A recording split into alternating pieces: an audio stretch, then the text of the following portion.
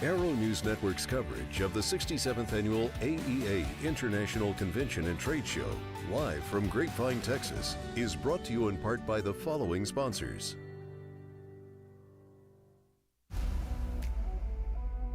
Working with GoGo has been very easy. Great partnership, growth, it's been great. Reliable network and a reliable system to install. The upgrade, 100% worth it.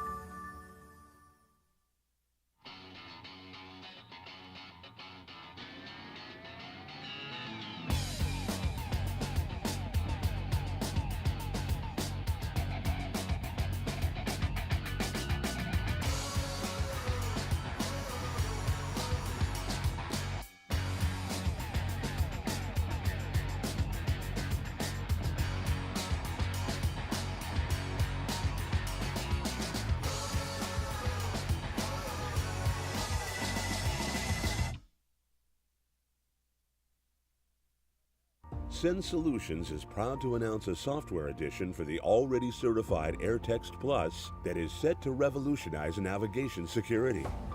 This is the first independent spoof-proofing product on the market, designed to keep your navigation system accurate and error-free.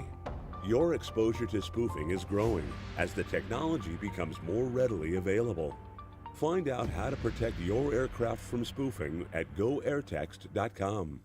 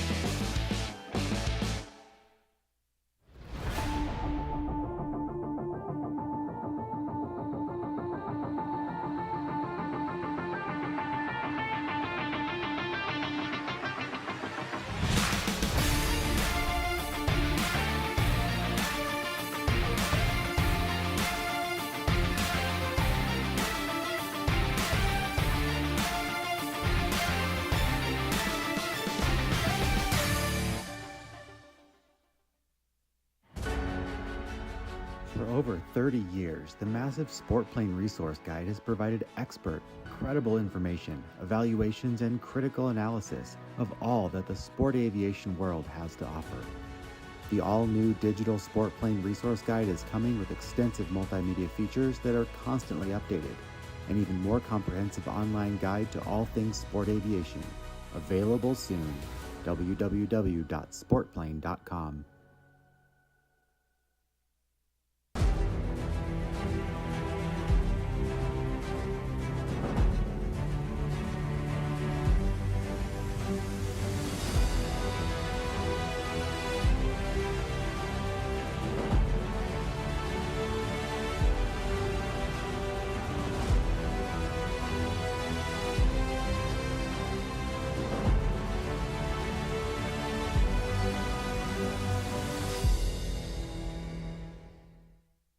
Are you ready to ace your FAA drone pilot knowledge test, get your remote pilot certificate, and start earning money?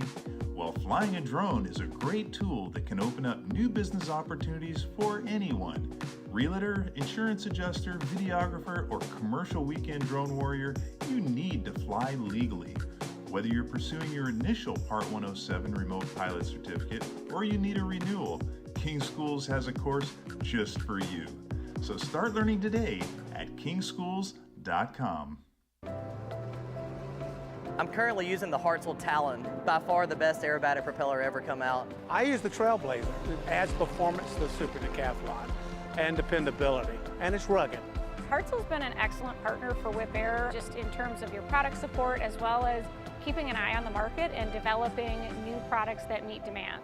It's helping us all have better performing airplanes. It's such a proud honor to fly behind that propeller. Well, here we go again. Good morning or good afternoon, Dallas and the rest of the aviation community. We are live from the AEA Convention and Trade Show at the Gaylord Texan in Dallas, Texas, or something like that. We're somewhere in the Dallas area. But to make a long story short, we've been preparing for avionics big week, and we're here now with the latest and greatest news from throughout the aviation electronics community. This is the 67th annual AEA Convention and Trade Show, and I think it's our 16th, 17th shot at live stream, so bear with us. One of these days we'll get it right. We're very fortunate to lead off today with David Gray, who's got some interesting new equipment dealing with a hazard that we're just starting to hear more and more about, but we frankly should be hearing a lot more about. David, of course, is the Grand Poobah of AirText and has done some really extraordinary things for affordable aviation communication, among other drills. But spoof proofing. Yes. Tell me about it, Dave. What are we trying to do here and why? Well, so there's some things going on right now around the world, mostly in the Middle East, the Baltic region right now. And it's a false signal that's sent up to the airplane. You know, we've all heard about jamming, which is just bringing the level of noise up and obscuring GPS. But now there's a sophisticated issue happening where they go in and they spoof the GPS and actually give it a signal that makes the airplane think that it's somewhere else. It confuses the navigation of the airplane, and quite frankly, it takes out other very important pieces of equipment. A lot of confusion in the cockpit, but also a lot of hazard. So I've been working on this for a little over 5 months. And we first saw it in the Mideast as we talked. You know, there's a lot of conflict going on. So what happened was, I'm going to use a prop here, if you don't mind. So well, actually, that's a jet. I have a prop, but I'm going to use the blue jet. Hey, I'm going jet if you're going jet. Okay. Not a problem. All right. So let's pretend that this is a spoofing signal, kind of like a VOR, right? A signal is sent up omnidirectional, and an airplane flies into this area. So everything's good right now. He's on course, he or she, and it gets in this area. All of a sudden, it's getting information that even though the airplane is here, it now thinks that the airplane is over here, generally a couple hundred miles away from where you really are. So what does the airplane do? The airplane says, oh, my course is over here. I want to correct this way. But remember, the airplane's actually here, so now the airplane's going over here. Now, at the speeds that we're flying at, a Gulfstream would do about 8 miles a minute. The corridor for an airway is 4.3 nautical miles either side of center line. So you're trucking along center line, 4.3 miles off course. That only takes a matter of 6 or 7 minutes if you had a 5-degree heading change. And we've flown a lot, right? And you know a 5-degree heading change is not a lot. I mean, the autopilot takes that 5-degree heading change, or maybe 10 degrees or more. You would notice it, but if it's a small heading change, you can quickly be off the airway, and God forbid, you get off for 10 degrees or better, you're now in someone else's airspace. And so there's been instances over in the Middle East where airplanes have almost gone into Iranian airspace. And then what we would fear is that either the airplane would be intercepted or, God forbid, shot down. So the interesting thing is, this airplane goes in here, it's now thinking it's there. This airplane comes in this way, it thinks it's there. This airplane comes from this direction, it thinks it's there. That time frame to go through this corridor, it's about 400 nautical miles. We're looking at 45 minutes or so that it is confused. Any of these airplanes are now not getting TCAS, they're not getting enhanced ground procs, no ADS-B. It's all in that L-band frequency. And so what's happened to their nav systems is they become corrupted, because some airplanes have called in, what day is it? What time is it? GPS is dependent upon clocks, and the clock timing is off. Again, the position, we can see some obvious things there. So we've came up with a system that can alert the pilot as soon as that airplane has entered the airspace, and we're talking within 2 seconds that we can notify the pilot via an annunciator. The pilot can then do what needs to be done very quickly is the autopilot has to come out of nav mode and needs to go into heading mode. Then we tell them, okay, fly your flight plan heading, your winded flight plan heading. So you might have made a small correction, but then you're back on your winded flight plan heading, and you want to maintain that until you fly outside of this region. So we have... Well, there's a big trick that you got to pull here, and that is the differentiation between what's real and what's being spoofed. Exactly. How the heck do you do that? That's got to be a game. Well, I guess I ought to go backwards. Okay, so we've had a product called I've done that before. Yeah, we've had a product called AirTex Plus. This weighs 1 pound. It's an iridium-based system. Now, what's interesting about GPS is so far up in the sky, it's like looking at a light bulb, a 100-watt light bulb in Chicago from New York City. Iridium is 1,000 times more powerful because it's in a lower orbit. It's 1,000 times more powerful. So we have communication capability with Iridium, but we also have our own GPS in there. And what's different with our GPS to the GPS in the airplanes, GPS is the United States navigation system. 30 years ago, GPS was first certified. And so a lot has happened since then, but there's other constellations of satellites in the sky. So we use 3 times as many satellites as just the GPS satellites. We're using other constellations to figure out our position. And so we have some very sophisticated algorithms to define when spoofing or jamming happen. Okay. And we could detect that, and then what we do, we can notify them through different annunciators. Now, this is a portable annunciator. It operates off of 4 AAA batteries. It uses e-ink technology. So right now it says, this is the tail number, warning spoofing. GPS spoofing detected, autopilot to heading, deselect GPS. So this being e-ink technology, it's not drawing any power to rewrite that. We only rewrite when we have a message. We also can do a message we can send to a pilot's iPad or to their phone, okay, a message Bluetooth through our AirTex. And we also have a hardwired solution, which we go to an annunciator in the cockpit, we'll flash that annunciator, they can acknowledge it by pressing that. But all this is done very rapidly. We're looking at not just our GPS, but we've always had 2 channels of 429 receive only. So 429 is like the communications bus, and so we're monitoring those things that we know will trigger a spoofing event, that this happens and boom, we can detect it, and then we notify the pilot right away. The last thing that I think is very significant, and this is coming from the IATI and the airline pilots that are flying in the spoofing area all the time.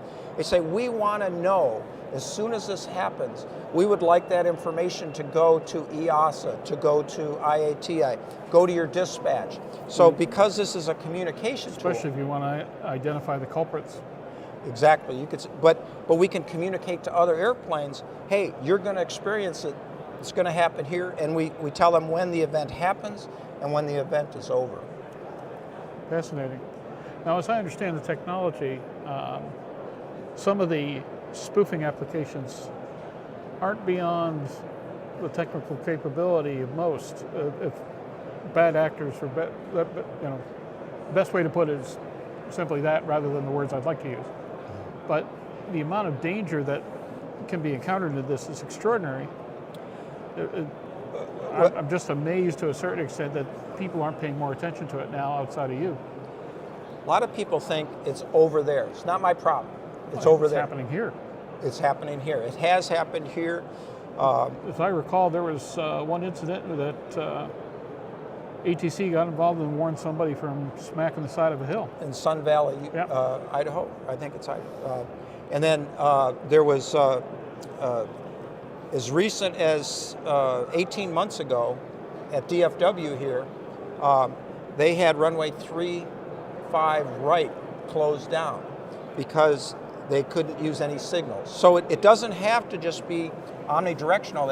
You could use a conical antenna to be very directional.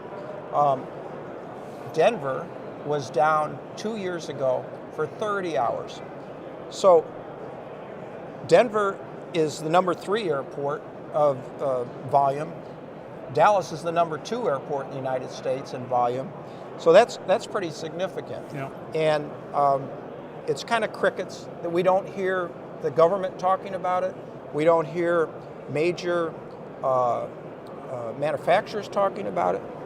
And so what's unique about our product is that we're not hooked to the autopilot. We can provide this independent position information, and then we dead reckon as well, but we're knowing exactly when the event happened, and we can go from there with our data.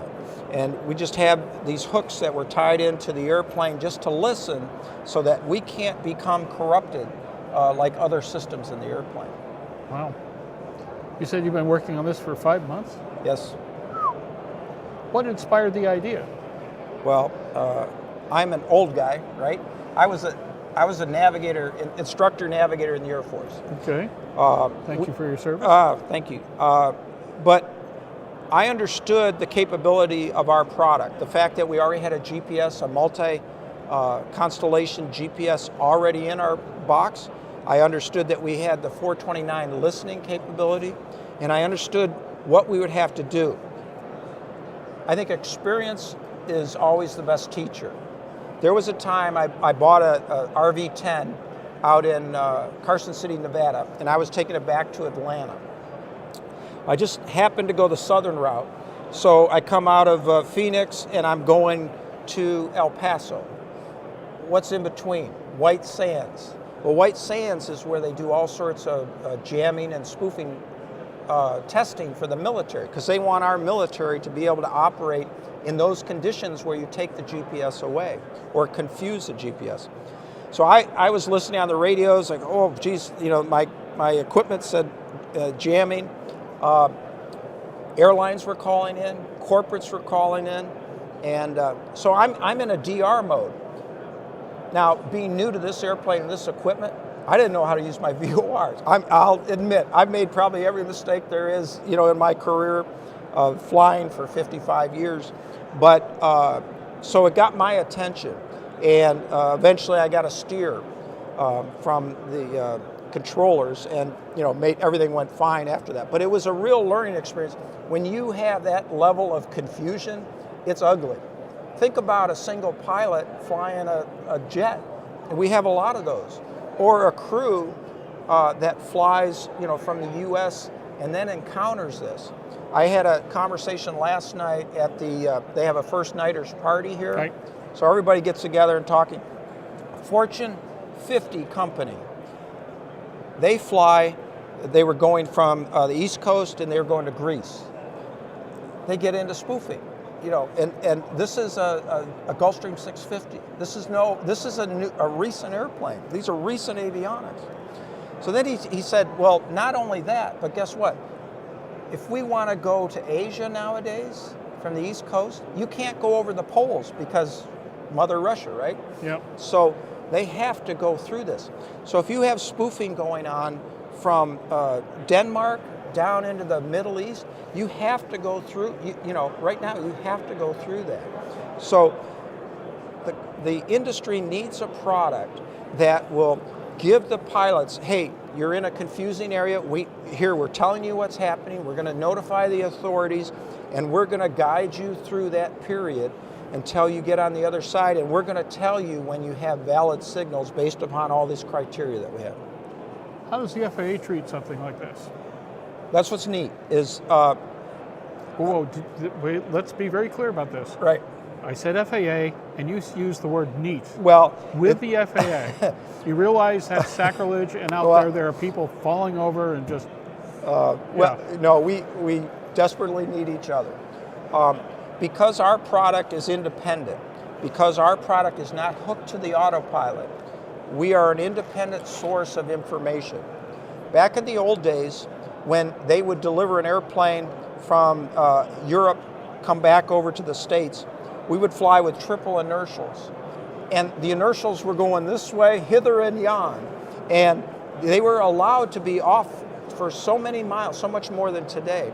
And we would update it with a portable GPS, because that technology, like I said, it wasn't certified till 30 years ago, but the technology came out. So this is much like that. We're an independent source, and we can provide guidance to the pilot. The pilot would then want to make a decision with this knowledge that wasn't available. So we're not corrupted. We have a very valid position information for you. One of the things that they lose is the ability for DME fixing, because the airplane is over here and it's looking for DMEs over here. Yeah. So we can say, we show them a map, and we say, here you are on the map, so they can then say, okay, I need to tune this one, manually tune them, get it back, and they can at least bring that part of the navigation back to life.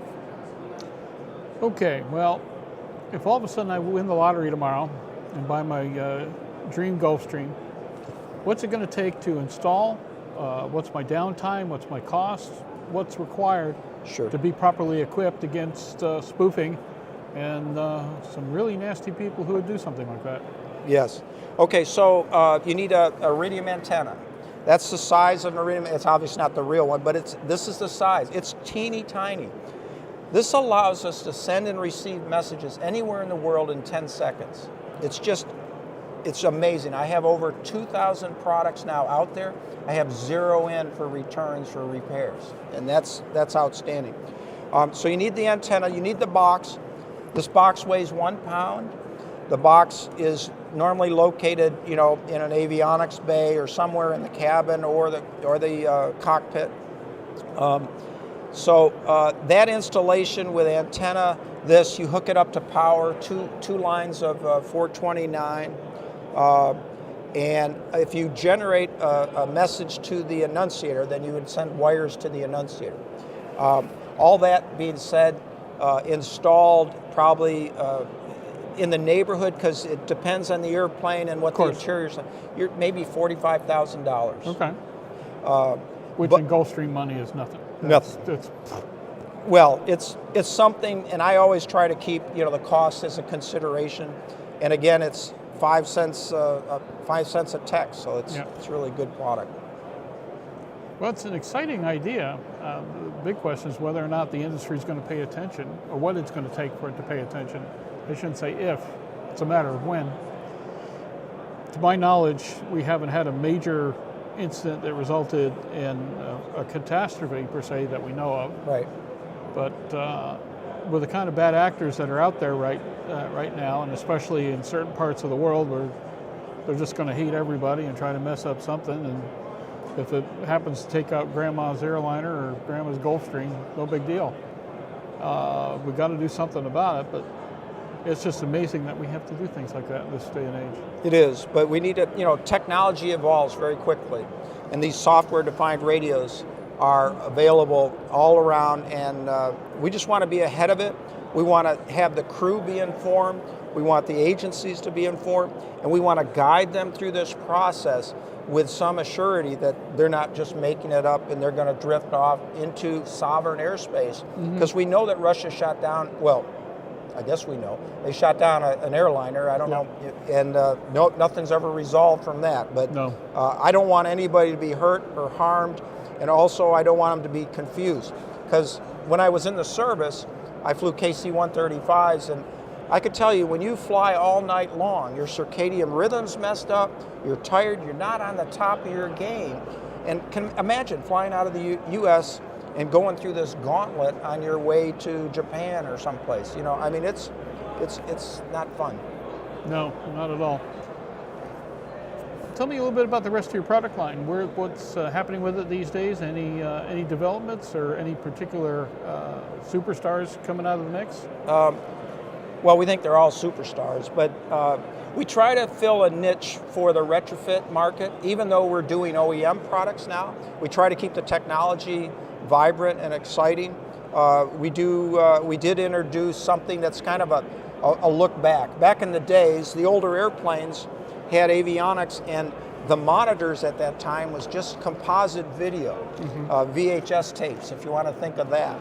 So when those products die, they need a replacement that's not going to be astronomical. Some of these people, I mean, a Falcon 900 is a great airplane, but it's many years old, and we can come in with a composite video that just blows your socks off. You have socks on, right? Unfortunately.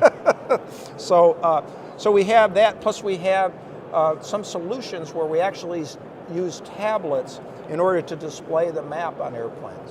So we've done that, and then we've done some airliners. We did some charter 737s recently. That had to be fun. Yeah, it's all the same. It's just a bigger airframe. So we use Wi-Fi in those airplanes, and we're able to handle 60 to 120 passengers at any time. Wow. Yeah. I'll tell you what, you built up a nice little empire for yourself. And you're in an area that nobody else is quite addressing, if at all. But this product in particular, I'm very curious to see how the industry reacts to it, especially as more and more of these incidents crop up and as installations prove their worth.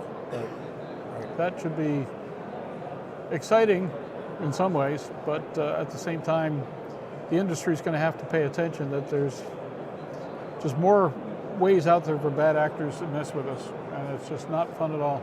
No. And we have to be careful, right? I mean, worst thing that can happen is a high net worth person or a very public person is captured, or their airplane is captured or shot down. An airliner. If a couple airliners, God forbid, ever get into that situation where they don't know where they are and the airplanes aren't talking to each other, that's scary. Yeah, that's a big mess and a big boom waiting to happen. Not a good time. David, where can people get more information on your product line and your company?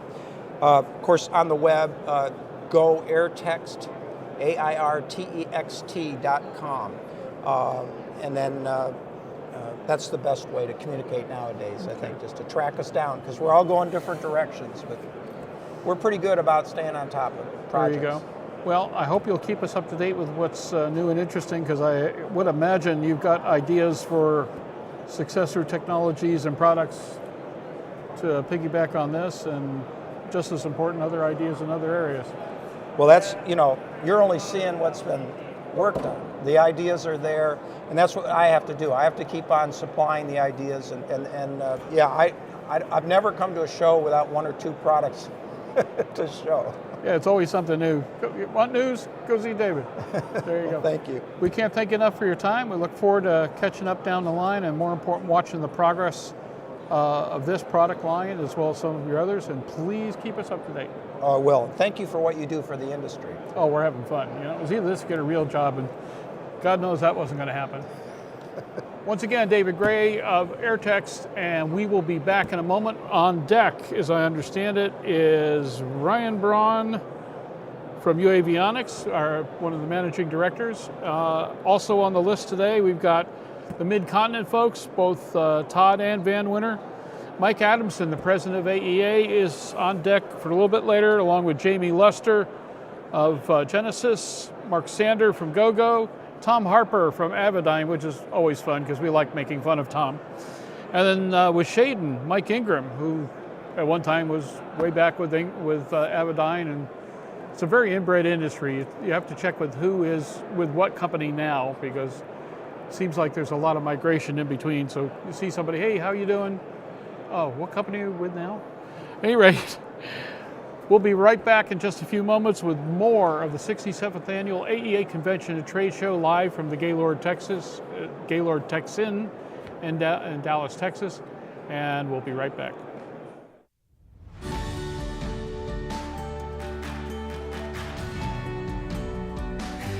Aero-News Network's coverage of the 67th Annual AEA International Convention and Trade Show, live from Grapevine, Texas, is brought to you in part by the following sponsors.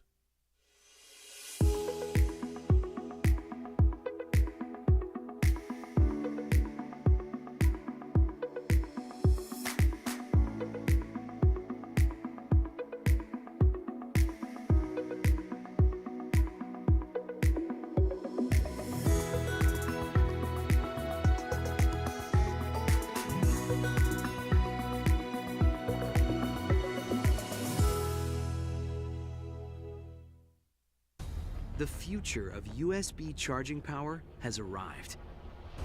Introducing new ultra-fast charging TA360 USB chargers. Unlock the power of USB Power Delivery PD technology.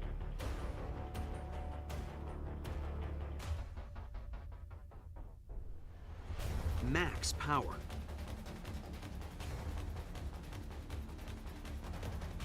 Multiple configurations. In-seat, cabin, cockpit, and galley USB power. And a direct upgrade for all True Blue Power USB chargers, compatible with any USB electronic device. Easy to install. Backed by the best. True Blue Power, the USB experts. Send Solutions is proud to announce a software edition for the already certified AirText Plus that is set to revolutionize navigation security. This is the first independent spoof-proofing product on the market, designed to keep your navigation system accurate and error-free. Your exposure to spoofing is growing as the technology becomes more readily available. Find out how to protect your aircraft from spoofing at goairtext.com.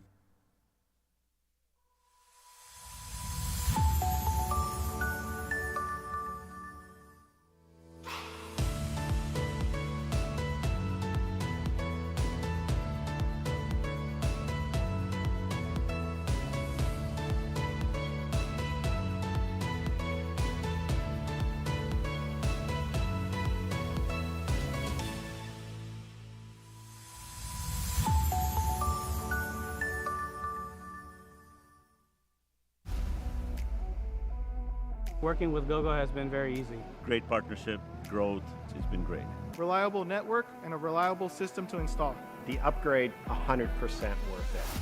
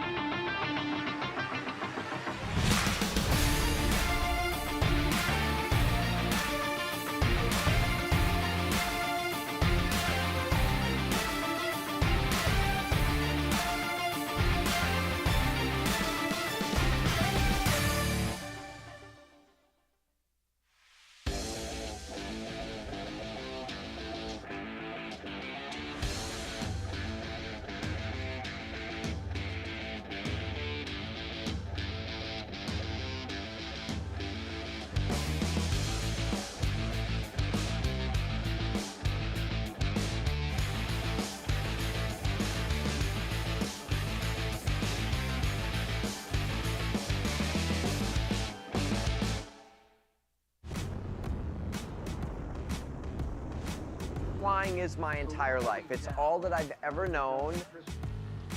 I've relied on Hartzell propellers since about 1995. Hartzell means much more than a propeller. It's a relationship. When you hear the phrase built on honor, they care about us as pilots, they care about our community, and they care about the product they build. It's such a proud honor to fly behind that propeller.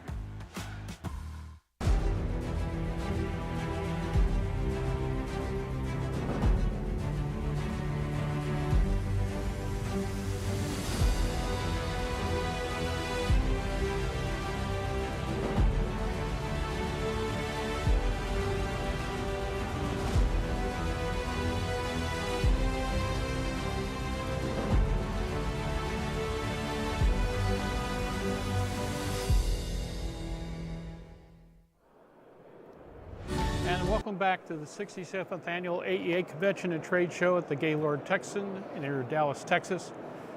This is we're still trying to figure out if it's our 16th or 17th year live streaming this thing, because we did miss the COVID year, so I guess this makes it 16, whatever.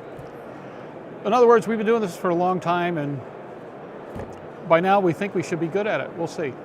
We're pleased to be able to present Ryan Braun, the Managing Director for General Aviation from U Avionics. And I'll tell you what, if there is a more unique company covering GA and some of the other areas in U Avionics, I haven't seen it, because you guys have your hands in a lot of different disciplines. You're in drones, you're in GA, and have done some extraordinary work in regards to ADS-B solutions and so forth and so on. So the big question is world domination in the mix here, or are we just going to stick with what we know? Well, there's a lot of fun stuff to work on. We like solving problems. We're an engineering company. We're a company that's full of pilots, so we see everything that flies, all of these aviation ecosystem things, as really complementary. So you mentioned, the UAS or the drones. General aviation is very near and dear to our heart. We also work in an area called aviation networks, which is all about the ground networks that we use to see airplanes, and then now in the defense space as well. And it's all about miniaturizing everything, really making small electronics, lightweight electronics that are modern. And it's not something that has happened as much as we'd like to see in the aviation space over the last 20, 30 years. There's been not necessarily disinvestment, but it's hard to bring new modern technologies into the cockpit, and that's what we try to do more than anything. Mm-hmm. What was the genesis of the company? Where did it come from? How was it created? And has the direction been changing? I would say, we've had some small pivots, but we started with a firm concept that's really held to this day, which is that we wanted all the aircraft to be able to see each other. So a number of us were working at a company that were building drones, small drones, but we were pilots as well. And we saw this, impending challenge of how do we make sure the drones don't hit the airplanes and the airplanes don't hit the drones, right? Should be simple. Good idea. Good idea. I highly approve. It's the genesis of what we thought the direction of a new company should be, which is making those airplanes and the drones both conspicuous to each other. And what that really took was miniaturizing everything that you're used to seeing in a cockpit today, which was a transponder, a GPS, and shrinking those down into something that we could put in a drone. And so that was our first market that we really tackled. We worked with a number of companies who are big in the drone space to design products that could go into those aircraft. And we quickly realized, being pilots, that the same technology that we were building in the drone space would very easily apply into the general aviation space. And we saw there was a real market need there. So we took the same technologies, which we had invested in, and basically refactored them into what became known as the Sky Beacon and Tail Beacon, which are a very small ADS-B device. Huge fan. We equipped about a third of the US market. Build something that works, doesn't get in the way, and fools like I can actually install it. Made Big it a fan. 2-wire install. It's it's easy. It was it was a very 2 hours for you. For me, not so much. Right. But very, very popular, very successful product. And at the end of the day, it makes more people visible. It makes aviation safer. And that's really how we've steered everything that we do, that we build at our company towards. We want to be able to have everything communicating with each other. So the things that we work on are across a lot of industries, but they're always focused on communication, navigation, surveillance, and how things interoperate with each other. The really nice thing for markets like we're here today talking about, general aviation especially, is that there's not a lot of investment in that, not the investment that you see in a lot of the consumer markets.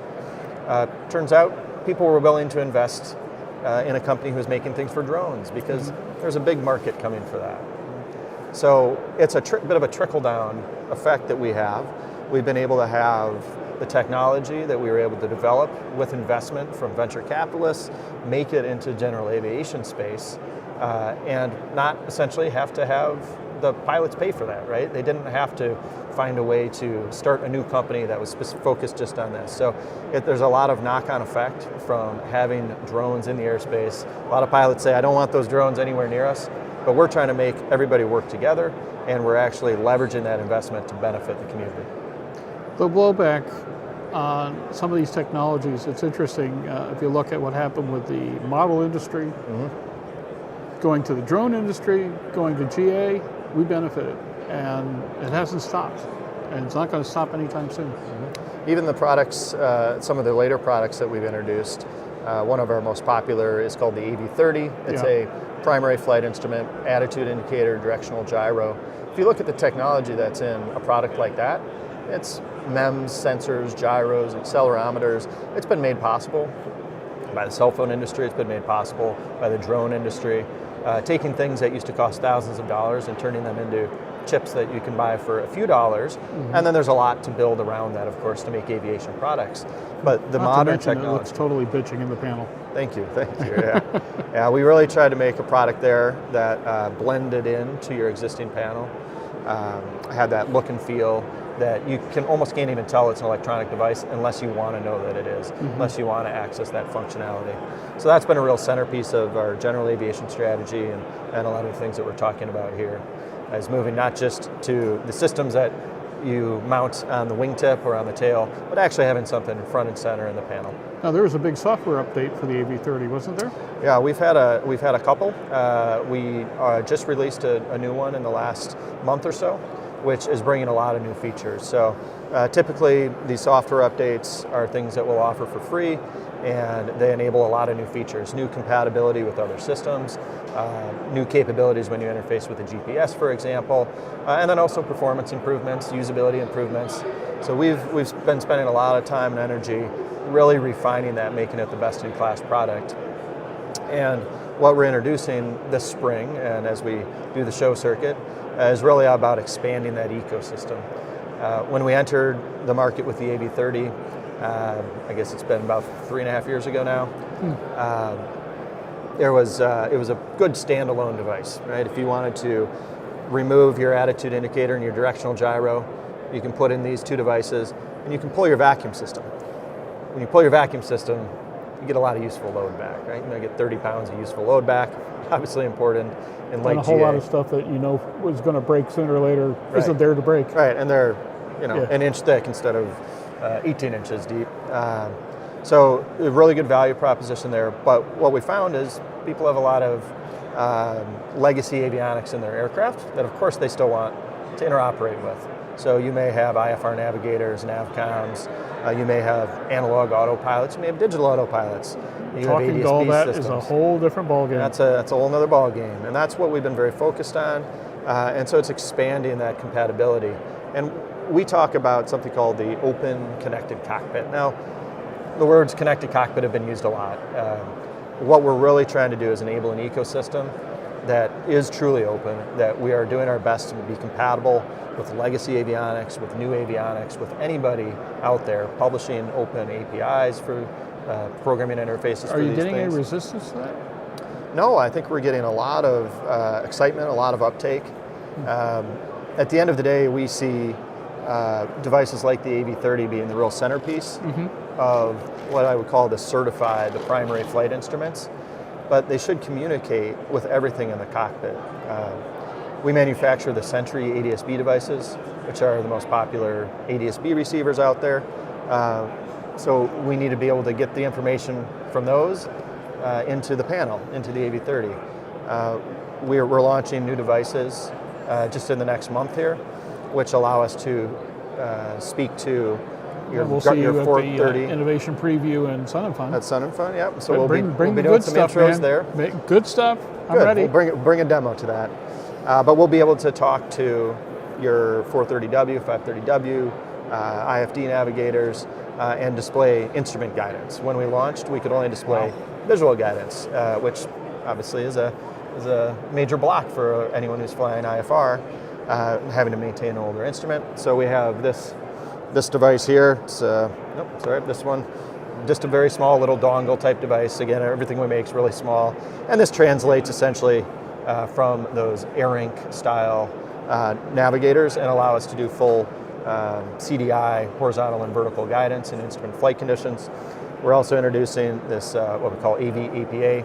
It's an analog port adapter, so you can hook to older autopilots, S-Tech, 20, 30, 40, 50 style autopilots. Cool.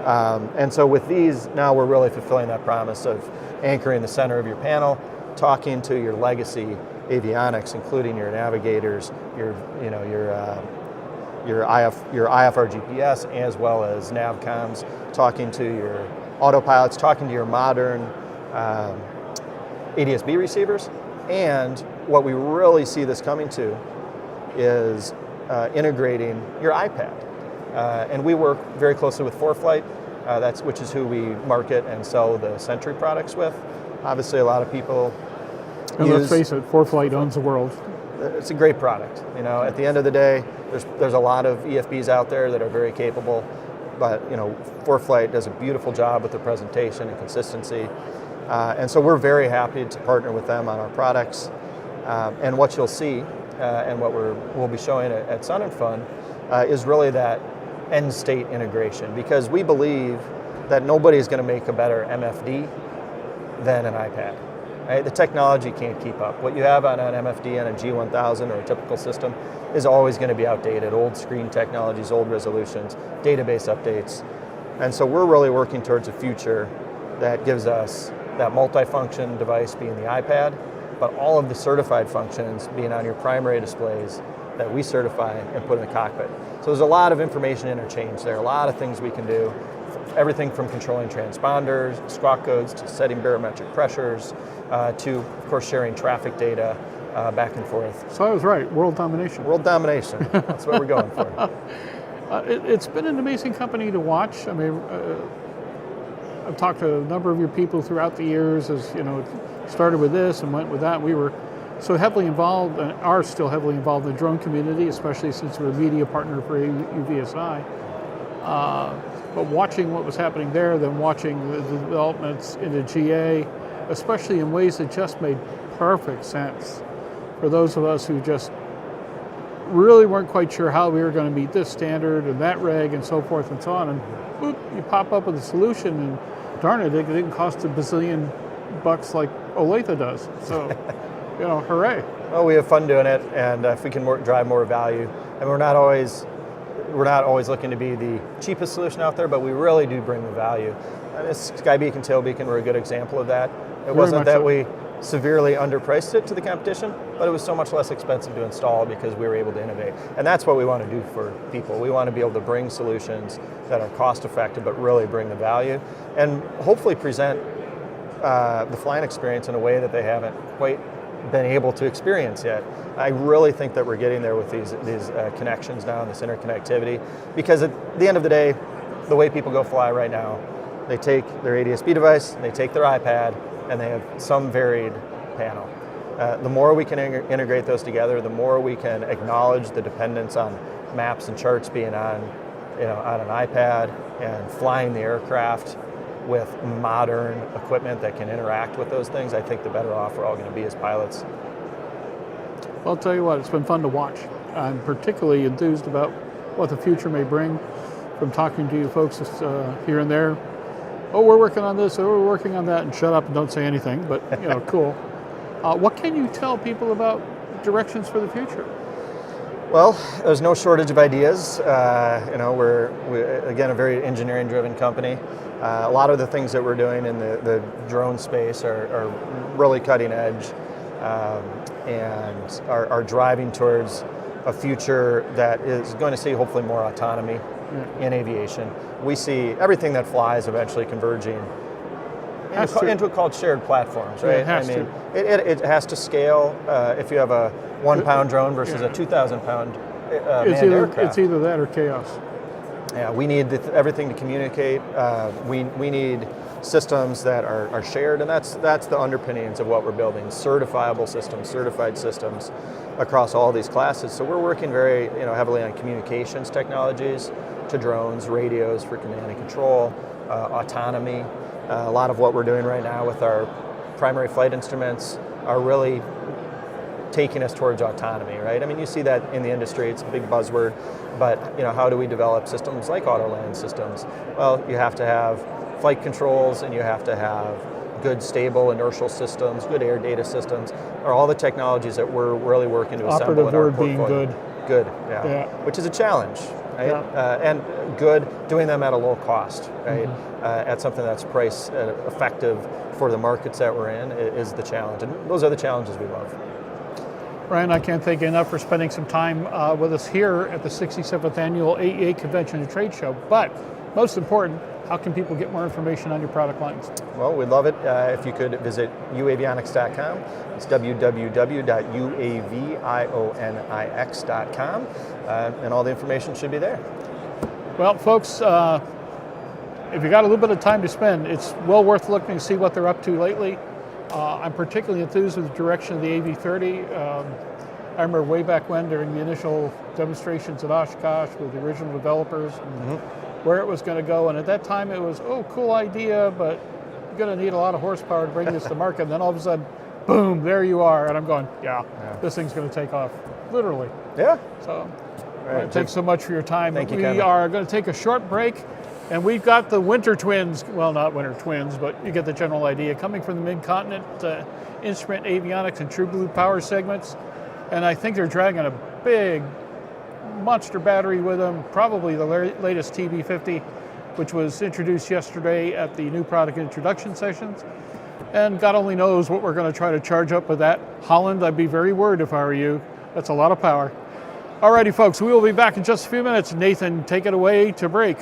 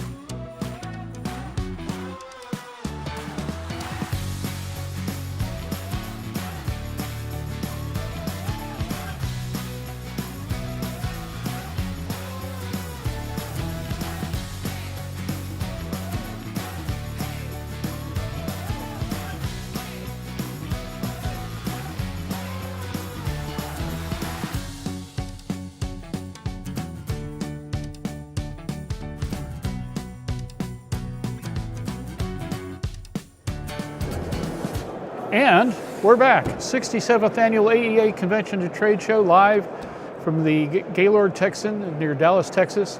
Interesting place. We are walking our buns off because it's like a half a mile from the convention center to the press room and the ballroom and this, that, and the other. But I'll tell you what, we're in the right state for barbecue. We proved that the other night, although Italian last night, not bad at all. So we're having a good time, and we've got a great crew of people here working their buns off to make sure that everything is done properly behind the camera. Holland Lee, who does our airborne program and has been doing the airborne program for quite some time.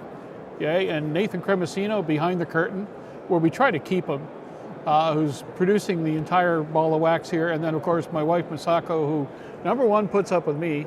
Number two, puts up with me. Never mind, you want to know who the boss is? She's over there taking credit for everything. So let's talk about the cool stuff. You want to get powered up? We got them. What kind of power? Yeah, what? True blue power. Well, I gave you the lead-in. Yeah, I mean, come I know on. you did. Thank you. Thank you for that. So we've got some new products here, and you were just telling me before that, oh no, can't do it, and there it is. Yeah. Tell me what's new. Yeah. We do have some new products. Van did a great job talking about them in the new products introduction, so that's worth checking out too, and we can get them to do a recap, but we've been at the battery program now for over 12 years. I remember it all started. First ones to ever certify lithium-ion rechargeable batteries as main ship batteries, and now we've done it over and over and over. We're actually on now, this will be our 6th generation of design, so we keep making them better and better, and we have 135 aircraft models where we have either type certificates or STCs. So literally it is becoming the new standard, and the demand is high. So here are two products. I'm excited about both. Van can tell you a little bit about more in detail. Which one do you want to start with, Van? Well, I mean, since you were talking about the TB50, that's a good place to start. And I think, especially since you have to hide behind it. Yeah, I mean, exactly. He's the lead. He's been out in front of me this entire show, but shown up by technology. You know, and that's okay. That's fine. Okay. It's more impressive than I am. Pays the bills. Yeah, it does. This one will. The reason why we love this battery and why we were talking about how we kept talking about doing it is because of its size. So we were able to get the right amount of amp hours in this square package. So it's a same size replacement for a lot of popular lead acid and NiCad batteries. And so that just makes it easy on the customers, right? The customers said, you know, the batteries that you guys have got are great, the power is great, but I struggle a little bit because it's a little bit wider or it's a little bit shorter, so it doesn't fit in that same spot. So we really love the size of the TB50. Then you get all the benefits of lithium. We're talking about, like Todd said, for 12 years. So you're getting that same shape and same size, 50% less weight. You're getting all the faster, cooler, cleaner starts with the high energy cells. So just lots of benefits in this really good form factor for the battery. And the same technology, the same battery chemistry, the same battery management system, the electronics, the things that Textron and Tecnam and Bell Helicopter and Robinson Helicopter and Leonardo and Cirrus Pilatus. And the U.S. Navy and Pilatus, all the things that they have vetted, it's all of the same things are in here. It's the same technology that we've been using, the same cells.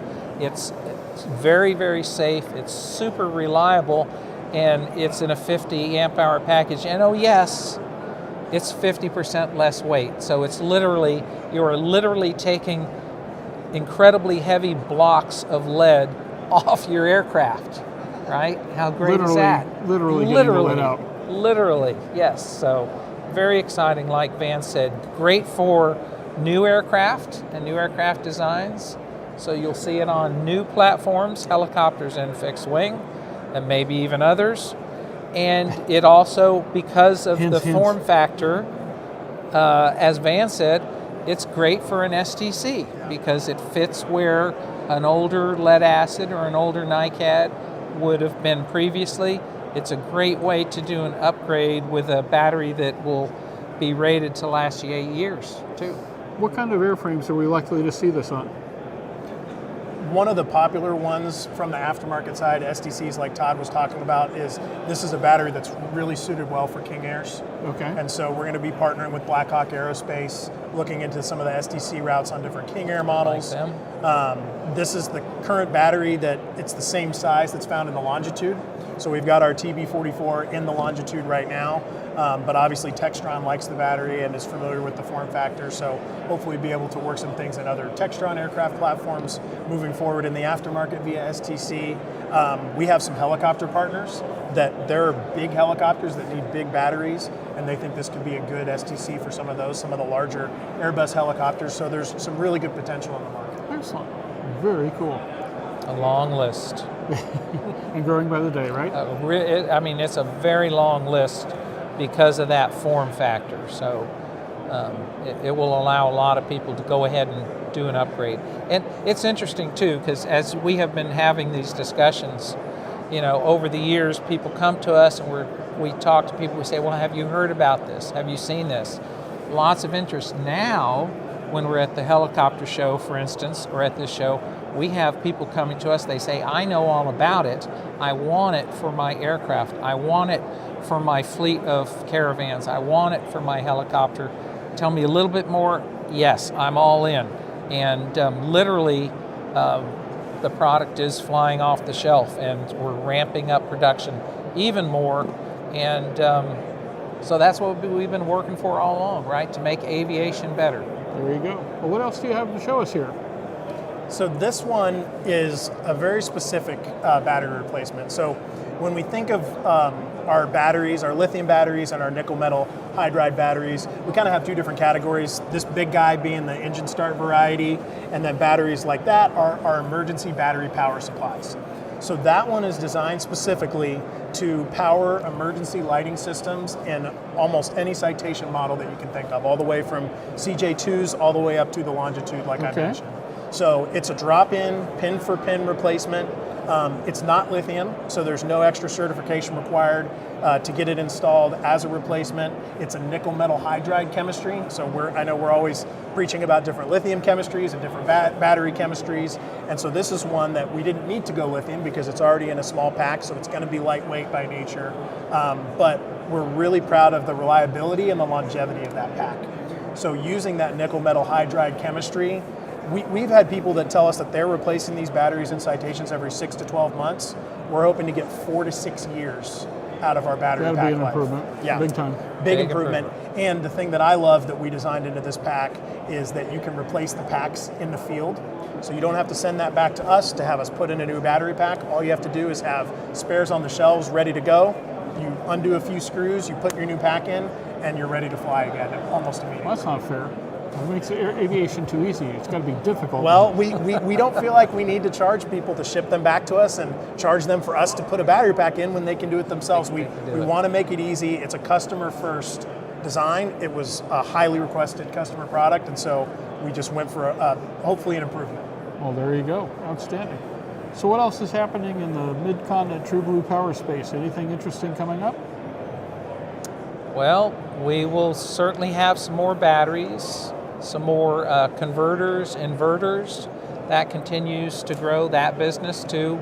A lot of OEM business there, but a lot of aftermarket, right? Upgrades, special missions. Products like this, you probably know a few people in the CJP group, right? Big time.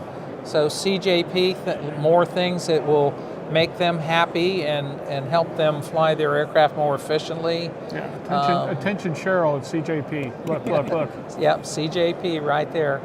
And also, I think we talked about our flex gauge. Yeah.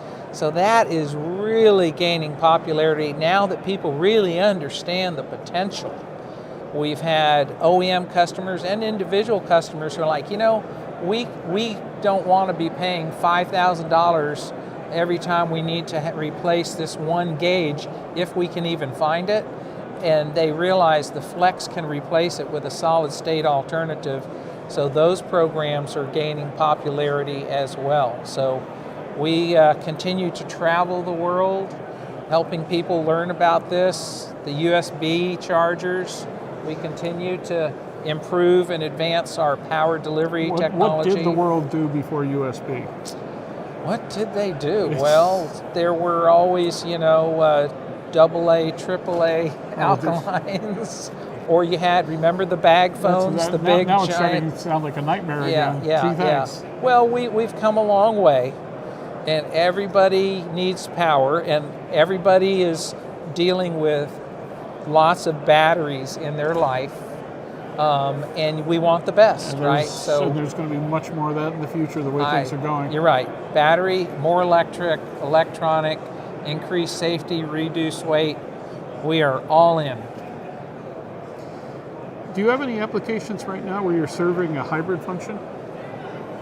As far as like propulsion or well, as an adjunct to propulsive systems, providing power both to motive force as well as some of the more intricate systems and such that are necessary to fly the machines, especially these fly-by-wire capabilities. Yes, fly-by-wire is a big one. The more electric aircraft. We did supply a power pack for Burt Rutan for his ski gull, but for the most part, the technologies, we're still waiting for some newer technologies. Solid-state batteries are much discussed, but you can't go out and buy them. So we're watching that. But yes, we are supplying a number of different new entrants into the vertical lift space. And because these packs, already being FAA certified, proven, durable, safe, these are great as backup power. Or they might be using 380 or 460 volts on their aircraft, but then they have equipment that's 28 volts. Well, okay, here you go. 28 volts, 28 volts. We've got solutions or power conversion solutions. So yes, we are definitely involved with that market. And privatized space. And a lot of our products, the FAA set the bar very high for certification. So we also have military customers who are saying, you know what, you guys have a great product, we can use these as well. And the taxpayers are the benefit because we save money as taxpayers by them finding a really good alternative product that doesn't have to be specially designed, and it's not a $8,000 toilet seat, right? So. I've seen a few of those. Yeah. Where can people get more information on the entire product line? Because you actually straddle two different concentrations between Mid-Continent and True Blue Power. It's true. What do you think, Van? Well, what's the best advice? Yeah, so I mean, either one of our websites, mcico.com, has all of our products from our True Blue Power line and our Mid-Continent line listed, and then also truebluepowerusa.com. You can really get into some more specifics and applications on the True Blue Power products and the batteries. Yeah. There's a few cool things out on YouTube as well. One of my favorites is the pilot report on the batteries that was done up in Alaska with Raven Airlines on their retrofit. So we've got a lot of social media and training too. Technical training, leader in that as far as technical training on battery installations, which helps you understand the products as well. So we have all that accessible. And actually at our company too, we actually still answer the phone too. So you can actually call us up if you have questions, you want information, give us a call, send us an email, and we will connect with you. Well, or we can just give out Julie's phone number. Yes, you could. She answers all my questions. 316-630-0101. There you go. All righty, folks, we're going to take a quick break here. Mike Adamson, president of AEA, is on deck for just a few minutes from now. We're so pleased to have such a great group that we're talking to today. Be following with Jamie Luster from Genesis. We've got GoGo's Mark Sanders. We've got at least Tom Harper, and God only knows who else from Avidyne, and Shaden's Mike Ingram, and that's going to be a pretty good day, and even more on track for tomorrow. So jam-packed, a lot of really interesting stuff. If you want to know where all the cool stuff happens, stay tuned. This is it. Thank you, gentlemen. Much appreciated, and we will be back in just a few moments. Nathan, take it away. Thanks, Jim. Thank you.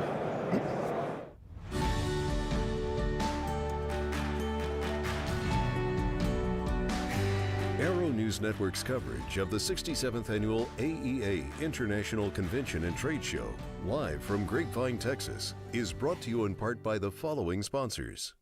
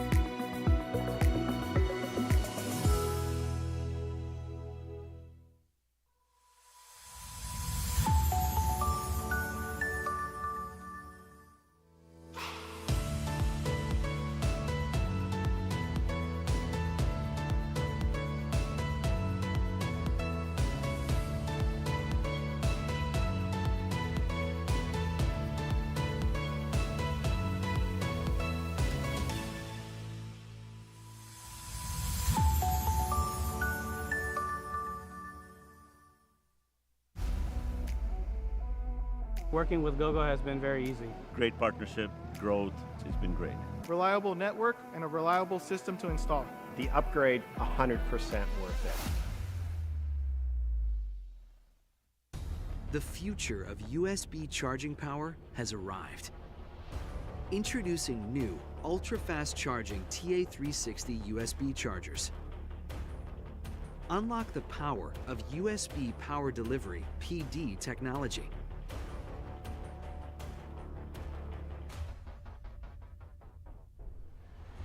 Max power.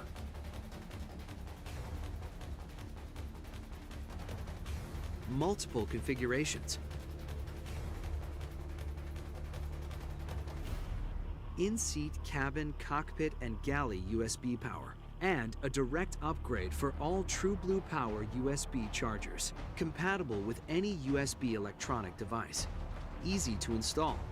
Backed by the best. True Blue Power, the USB experts. Send Solutions is proud to announce a software edition for the already certified AirText Plus that is set to revolutionize navigation security. This is the first independent spoof-proofing product on the market, designed to keep your navigation system accurate and error-free. Your exposure to spoofing is growing as the technology becomes more readily available. Find out how to protect your aircraft from spoofing at goairtext.com. Well, hello, fellow pilot. I'm John King. And I'm Martha King. You know, we've all had our flying lives disrupted lately. Well, King Schools is here to help you stay up to date with courses that you can access on your desktop, iPad, or iPhone. If you'd like a refresher or just want to expand your aviation horizons, we have a course for you. So head over to kingschools.com/Rusty today for details. There's a lot of places I get to at the end of the runway or in turnarounds that I need an engine running.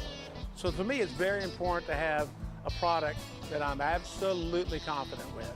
I am very confident with the Trailblazer propeller. And when I'm flying air shows, I know that propeller's gonna be right for me.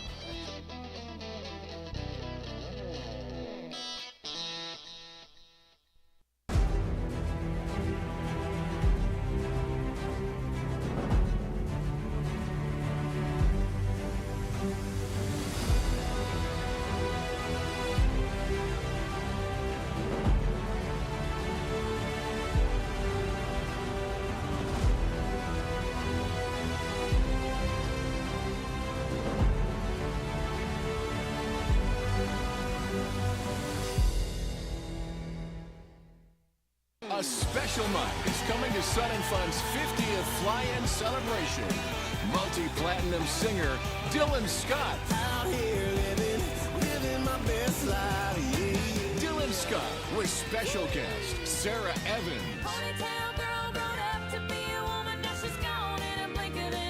Get your tickets now. Be a part of the kickoff celebration for Sun & Fun's 50th fly-in. Gonna fly SNF.org.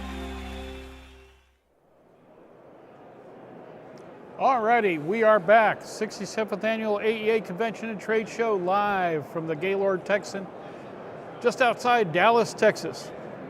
Land of barbecue and all kinds of craziness. We've been having a ball out here. Okay, let's get to the boss here. We are pleased to present Mike Adamson, the chief, the boss, Grand Poobah of the AEA. And we are in a very interesting time for aviation. And I would imagine nothing but job security for you, because you got plenty to do. Let's hope. Yeah, right? there you go. So, state of AEA, where are we at? We're doing really well. The association is really, really doing well. It's been a rough 3 or 4 years, going back to 2020. You can tell by this convention hall, the classrooms, the buzz. We're back. We're better than ever. The association's super strong. Exhibit hall sold out. We're not reporting record numbers yet, but don't hold me to that. We'll see by the end of the week. Could be. You know, when we did the Part 145 rewrite in 2005, we got up there, right? There's a lot of people interested in how that impacted their business. So that was a special year in Dallas for us. Might be hard to eclipse that. I know that was a while ago. Lots going on technology-wise back then too, but we're going to get close. Feel really good about the numbers. In spite of that, the fact that we've climbed back out of this pandemic and had a few years where you just, steady increase. And then of course you come to Dallas. And I think I mentioned this in the opening. It's our 8th time here in our, 67 years. And this city just treats us well. Hospitality, of course, but then its location, it's good for international visits. And of course, the Metroplex has plenty of businesses that they can make a day trip here and come see us. So it's working out well. Yeah, well, the buzz at lunch was kind of interesting. People were talking about how busy they were, how well things seemed to be going, and that just, we were just hanging at the table, just listening to everybody and so forth. So the vibe is good. Vibe's good. Like yeah. Shops have their backlogs. Supply chain issues are more or less gone. Not for everybody, but the hiccups are over for the most part. Cross fingers. Cross fingers. And the demand, the economy's resilient. There's still people interested in upgrading their airplanes. And let's be honest, you could tie some of the backlog to needing people, right? With more capacity, we could shorten those up a little bit, do more airplanes. But as long as I've been in this business, I've heard 4 to 6 months too. It's varied off of that. Yeah. But that's pretty standard for a lot of shops. So a lot of them go further, of course, have further backlogs. But yeah. I mean, it seems steady. And this is post ADS-B. This is, we're not through the digital autopilot upgrade, but there's a lot of them that have been done. So yeah, it's remained very healthy. Cool. So what are the challenges? Well, we have this reauthorization. We have the ongoing, never-ending. The ongoing, never-ending. And there's some important things in there I think that would help us and help them. Stability for the FAA for the next 5 years is critical. And I think they're well represented here. We've got thanks to the folks that we know and work with a lot. They're here, so that's great. I think there's issues on the certification side. Some struggles with some of our manufacturers getting attention on projects, getting focus on projects, going through some of the procedures that they're not used to seeing. There's been a lot of, I don't want to say brain drain, but there's been a lot of turnover there, and so you've lost some talent that is impacting us getting products to market. Okay. And I've heard some of that stress from some of the manufacturers this week. Okay. But there's some hurdles to clear there. Indeed. You folks took a leadership role in trying to correct things that you saw as problematic in the Mosaic rule. Took some flack for it too, because oh no, they're going to delay this and delay that. Well, it wasn't delaying anything. It was a matter of getting things straight. How do you see your role in that now, and what are your hopes for the process? Well, I think you're right about that. There was perception maybe that by requesting an extension, and initially a fairly long one, don't know that we needed to request that. We settled on 90 days. But I think initially it was, there was talk of 6 months, and that obviously set up some flares, and understandably so. That being said, when you boil it down, there were 9 regulations this impacted, and thousands of pages of documents to go through. We needed some time, and we have this gentleman that works for us that's pretty good at poring over regulations, and I. Just a little bit. Oh, yeah. Yeah. I think I've told the story. I certainly told it to our board of directors and to our staff. We're flying to our European regional meeting. That's an overnight flight, and I'm not seated too far away from this gentleman, and it's the middle of the night, and his lights on over his tray table. He's got a document in front of him, and I walk by. I'm, walking around, stretching my legs. Rick, what are you doing? I'm reading the regulations. It's bedtime. It's the middle of the flight. You should be asleep. I got to get caught up on this. He's literally reading the regulations as we're en route to our European meeting and sifting through those 1,000 pages. And so when we say we did that and we did our due diligence, that was one instance. We certainly, spent time talking to our folks at our regional meetings. We held 2 webinars, one in conjunction with the FAA, to just get the feedback, and then obviously his assessment of those rules and the impact caused us to say, look, we need time out. We need to take a look at this, see what the impact is, and then submitted actually what turns out to be a smaller set of comments than some of the other organizations, 16 pages or something like that. So in the end, I don't know that we were the loudest voice. We were initially with that request. I think, like I said, we sent up some flares, but our comments were echoed in a lot of other groups' pieces. And maybe to answer a question before you even ask it, separating sport pilot from some of the aircraft cert stuff was probably the essential part, because we support. We want more aircraft. We want more aircraft manufactured. Yay. We want more products being developed. We want our shops to be able to install them. And if it's a commercial operation, we want commercial level maintenance being done. And I think those are normal requests. And so it's interesting to find out there's a lot of other things that other organizations found in it. And so we're not the only ones. And I think at the end of the day, it all will sort out and benefit the industry. They've got their work cut out for them, though, and I can't wait to see the responses. Me too. We're waiting with bated breath, because there is such potential for positive change. Yeah. If you look at what was originally published, there's a spirit there. Even Jack Pelton said, well, we got more than we asked for, or expected, excuse me. Now the question is, what's it going to be in reality, especially when you get down to the nitty gritty. Yeah. It's got a lot of potential. Let's just leave it there and hope for the best. Right.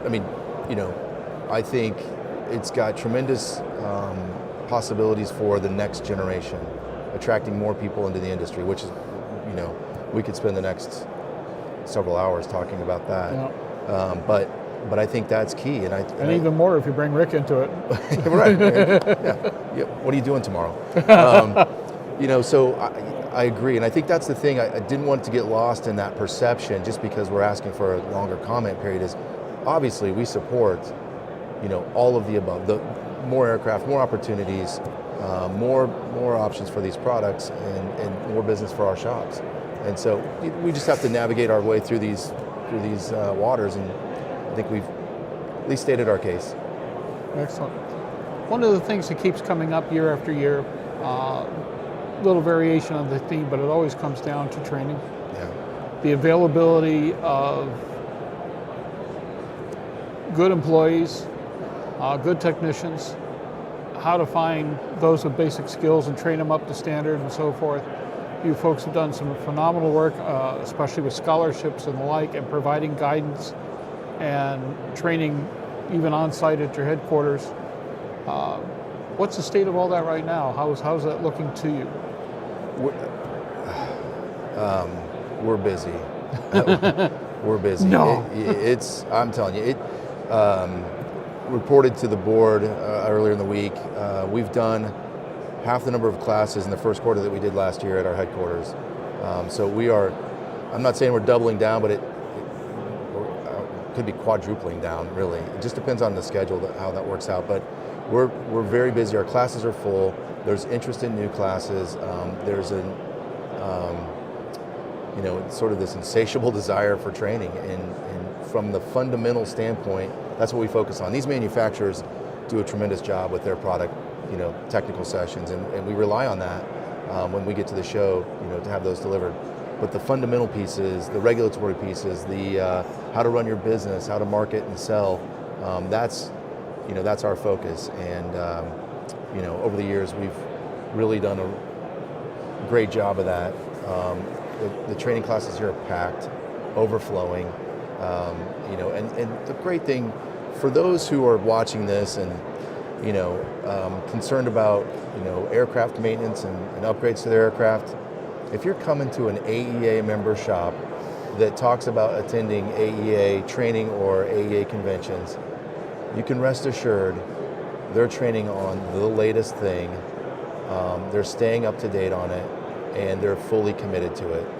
And we've got more than a third of our shops here, which is impressive because we're, you know, in 42 different countries, and there, you know, and several people per shop. And some of them have shut down their shops entirely to come be at the show. So there's a definite focus on training. We're doing everything we can. We added someone to help us with that last year, and really doubling down on that. Wow, busy to say the least. We're busy. You took over from exceptional leadership several years ago. What has it been now? 5 years. 5 years? 5, 6 years? Something like that.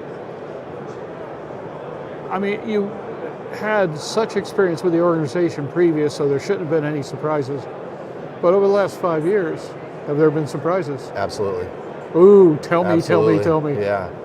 Yeah, I mean, you know, so 2019 is when we did the transition, and in 2020, you know, I shut a show down. We've never done that in our history. We've talked about that. Yeah. Well, I remember talking to you about that because it was killing us all. Yeah. So, you know, and then I think we spent the next 2 or 3 years kind of understanding everything from what's this market look like to what's a supply chain issue to things we just had never experienced. Yeah.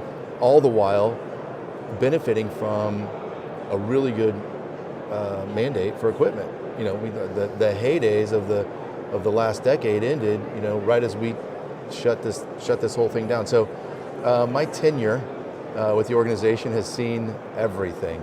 Well, I should say in this position. I've been with the organization 25 years now, but the last 5. Short timer. Yeah. Yeah, still a young guy. But the last 5 years have been the biggest swing in activity and events, and you know, it's been good. It's been great for me. It's leadership lessons. You know, we had a keynote that kind of talked about that yesterday, and definite leadership lessons for me. The fortunate thing, and I have to plug this, is I have a fantastic staff. Isn't that the key to everything? I'm telling you, surround yourself with smart people that work hard and know what they're doing. Yeah, I got the same. They make you look good, and that's honestly the position I'm in with the folks I have. Truly blessed, great people, no turnover. We've added a couple in the workforce development and the engineering and certification side, and we're doing more for our members than we ever have. So yeah, I'm really pleased. Well, we've said often in the partnerships that we've had with a number of organizations, which have grown in the last few years, now with media partner to Sun and Fun and things of that nature, that no organization we work with has been as much a pleasure and frankly as professional as AEA has. We were a little concerned when Paul decided to retire and going, oh boy, you know, how's this going to last? And then you came up and okay, we know Mike, we're cool. So, but overall the organization just seems to be chugging along no matter what you throw at it. Yeah. And let's face it, you've had some stuff thrown at you in remarkable ways. Well, thank you. If you had to, I mean, speaking to the general aviation community, the rest that are seeing this, not just the avionics community, what do you want to say to them about the state of aviation technology as evidenced by what's happening in avionics? Yeah, I think it's still, I'm glad you asked. We've really focused our efforts on workforce development and growing the next generation. So we've been talking about this a lot. As an organization, you know, there's some age in this group, right? And we need the young folks coming in. We've got some schools that are here, and we've been kind of talking about that this morning. it's still very vibrant. There's a ton of opportunity. You will be lured by other adjacent industries with potentially larger paydays and promises of. However, you will not find a family like this, a focus like this, an interest like this. A bunch of crazies like this. Yep, it's a vocation and it's avocation, right? Yep. And this organization and these people embody that as well as any. And we love to go to the other shows. And we're fans of Sun and Fun and Oshkosh and NBAA and all of them that do it very, very well. And we have our piece of all of those, but our slice of this pie and this, this avionics world, we're really excited about. And it's a great story. We've got to do a good job of collaborating with those other organizations, telling that story, getting folks interested, and reminding them that there's very rewarding careers here, a lot of opportunity, and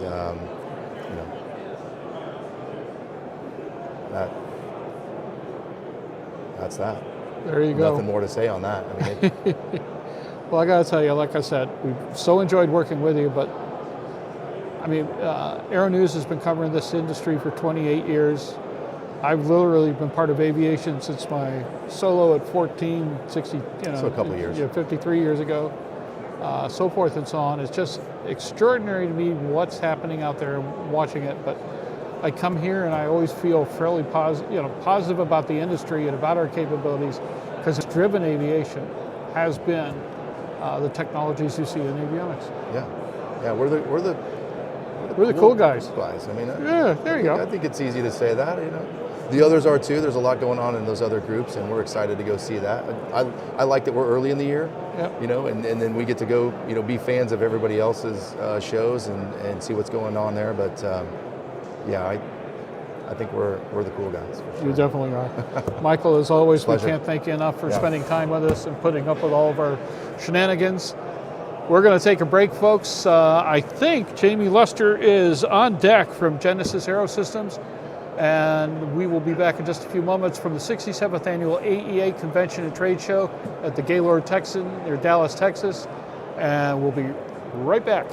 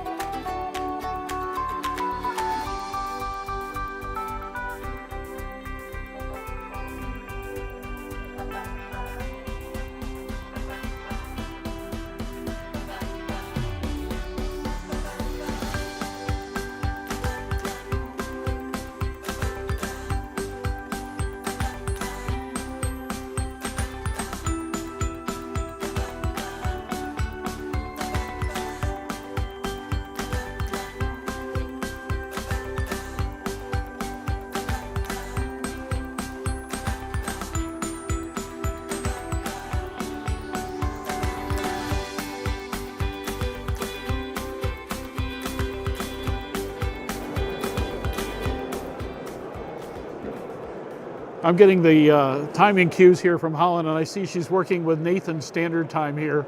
So as we stretch the seconds to get back to the 67th annual AEA Convention and Trade Show. And Jamie, Genesis, what's new? What's going on? Tell me all the really cool stuff you're doing. I know you're doing cool stuff with helicopters and throughout the aviation industry, and obviously intent on taking everything over. What's the latest? So as you know, we were purchased by Moog about 3 years ago, and since we've done that, been purchased by them. With the coolest name around is Moog. I know, it's not Moog, it is Moog. And yes, and they've really given us the opportunity in the bandwidth to revitalize some of our products, some of our STCs. So we're really focused on our cockpit displays on several different platforms. So we've got, like I said, some new products. We have a Nano ADC, which is an air data computer, and it's for unmanned aircraft, very small. It's about the size of a deck of cards, for example, lightweight, small, certified to the highest standards. So that's kind of coming down the pike on the product side, and then we've got several STCs that we're doing on different platforms. Well, you've got such an interesting concentration on some complex rotorcraft, yes, which can only help you as the AAM space becomes more and more demanding. Yes. And I'm very curious to see where you are with that in 2 or 3 years. So we're developing our 4th axis autopilot right now. We're doing development flight tests on a U-860.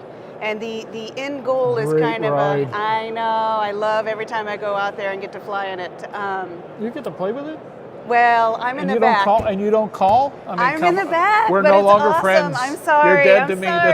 That's it. But yes, yeah. So we're adding hover hold capability to that and collective control, and pretty soon we're going to work on auto takeoff, and then followed by that is obviously the auto land. So we're very. At which point you just select pilot nap. Yes, exactly. There you go. Exactly. Or maybe there's no pilot involved at all. Or maybe there's only a single pilot in a dual pilot situation, but normally certified What was the line aircraft. back in the day? A pilot and a dog. The pilot was there to look good, and the dog was there to bite the pilot if he touched anything. Yes, exactly. Yeah. Yes. I think we're getting kind of there a lot fast. like that. Yeah. A lot like that. Yeah. I got a German Shepherd who liked the job, but we'll see. I saw a picture. Good grief. So where are your primary concentrations in at this point? You've got so many technologies you're working with, and you've got such a background. I mean, the autopilot space in particular. Right. You led there for so long. So where does it all go from here? I mean, our real concentration right now is a lot of special missions type aircraft. So Nice one of the market. recent additions that we had, we just talked about the Black Hawk, and we have an STC on the Alpha models, and what we're doing is adding now the Lima models, because as you know, the government is now releasing a lot of those. It's going through auctions, and so there's a lot of usage for that in like forestry services, firefighting, cargo, exactly. So Jimmy wants. Yes, yes, and so they need a modernized cockpit, and we've got it, replacing all the old mechanical gyros, all of that. So that one is one, and then the 234 Chinook is another one that we're working on that's going to have our full displays in it as well. So, I mean, pretty cool helicopters, I have to say. So Yeah, you're playing with the good toys, no question about it. Yes, I can't complain. My job is great. Good grief. Yeah. What's happening with the GA autopilot lines? So we keep getting more and more STCs. We have a couple of them coming down the pike. The Metroliner, for example, the 227s.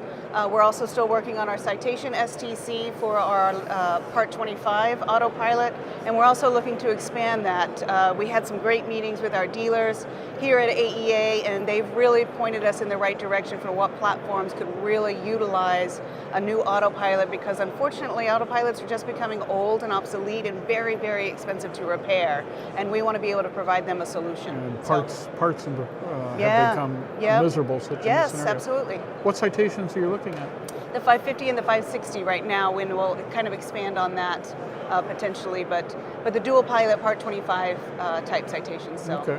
yeah. That'd be a nice market as well. Yeah. Outstanding. The industry right now has become more and more focused on automation. Mm-hmm. More and more focused on automation assist, which is a whole different ballgame. Yep. Where do you see your place in all that? So we also announced at Heli Expo last month a partnership with a company called Dedalian. Yep. And Dedalian is building basically AI for automated flight, essentially, kind of. So real eggheads over there, right? aren't they? Yeah. Exactly. And so they're kind of taking our technology. I had mentioned our fourth axis and doing auto takeoff and land, and we're working with them on that. So we provide that kind of mechanical control, but they're providing the AI that says, oh, okay, it's safe to land here, or this particular flight path is safe, etc. So. Yeah, it's going to be interesting to see where aviation goes in the next 5 or 10 years. It's changing. Yeah. I mean, it really is. We'll see if the airspace can keep up with the technology, but, you know. Well, it's kind of fun because we're in a highly evolutionary stage right now, but we're bordering on revolution. Yes, yes. The feedback we're going to get from AAM associated and derived technologies back into the rest of the industry. This is a conversation we've had like 5-6 times today alone. Right. What's coming down the pike is extraordinary. And I mean, you and I are the generation of the Jetsons, and it's becoming reality. Well, there you go. And I'm ready for it. Just bring it on. I could use that robot maid. Yeah, do not say that to my wife. I'm having enough time. It's time to replace D-Bot, the little robot. Right. Yeah. No, not D-Bot. Crazy. If I recall, you also had, Enstrom is a favorite of mine. My very first commercial flying job as a helicopter pilot was a really beat up F-28 in central New Jersey, just across the river. And well, I'll tell you what, that was a bunch of loose parts in a tight formation. Right. But what a great flying ship. So what are you doing with Enstrom right now? So we just announced as well our 3-axis autopilot VFR on the Enstrom 480B. And what's really cool is a lot of times OEMs will say, no, we're only going forward fit. We want people to buy new helicopters. They are not saying that. They're actually going to allow us to sell that as a retrofit option as well. So all the 480s out there flying. The folks that are running Enstrom now are smarter than your average bear. Yes, absolutely. So yeah, that's a great partnership. He actually wants to make that thing work. Right. And so, you know, those out there who already own them can also have the luxury of an autopilot. Outstanding. Yeah. What's do something like that these days? What's that going to take? What kind of downtime, install times, and what's a system like that going to cost to do a retrofit like that? I don't have any pricing information because we haven't worked that out with Enstrom yet, but typically it takes about 120 hours for the installation time, and it really depends on the shop for the downtime, but shouldn't be any more than, you know, maybe 4 to 6 weeks. Okay. So, yeah, not bad at all. Well, the 480 is a really nice workhorse, so I'm sure that's going to be pretty useful to a lot of people pretty quickly. But to see this level of stability augmentation and autopilot technology come to what are equivalently small helicopters. Right. Pretty amazing. Yeah. So we like that. So what else is new? You've got to give me everything here. Well, I think that's pretty much it that I can think of. I mean, we just, you know what? One more thing that I think is pretty cool is our IDU display line. Okay. For example, we just calculated that it's now exceeded over 5 million flight hours. So throughout our displays, all of our displays being installed, that's pretty cool stuff for us. Well, that just proves how robust our systems are. Well, you've also, if I remember correctly, you've got a number of these things in the military spectrum, and that's beating equipment to death. Yes, absolutely. EMS is the same. We have a lot of equipment in EMS helicopters like the EC-145Es, and yes. Yeah. That's a tough act. I know. They can't be grounded. They're there for emergency purposes, and they got to keep flying. So. Well, amazing stuff. Yeah. So how can people get more information on what Genesis is up to these days? Feel free to follow us. We have a newsletter that people can sign up for on our website, which is www.genesis-aerosystems.com. And we keep them updated typically on a quarterly. By the way, I did remember Aerosystems this time instead of calling you Aerospace. Thank you very much. Thank you very much. You know. Yeah, I did double check before I came up here. I was in dumbass mode. What can I say? Right. Crazy stuff. Alrighty, well, we hope people would have a chance to take a look at that and follow up on this interview and see what you're up to. In the meantime, though, we're going to take a short break. We've got GoGo on deck. If you want to find out more about communications within and about aircraft, well, I'll tell you what, especially with the 5G systems, the satellite systems, and so forth, GoGo is pretty much leading a charge. So we will be back in just a few minutes from the 67th Annual AEA Convention and Trade Show. We thank you, Jamie, for your time as always. Thank you very much. It's always a pleasure. And you take care of yourself. Thanks, you too. And by the way, notice it's a very St. Patty's green. We're making a fashion statement. She is, I'm not, because that's never going to happen. We'll see you back in a few minutes, folks. Nathan, take it away.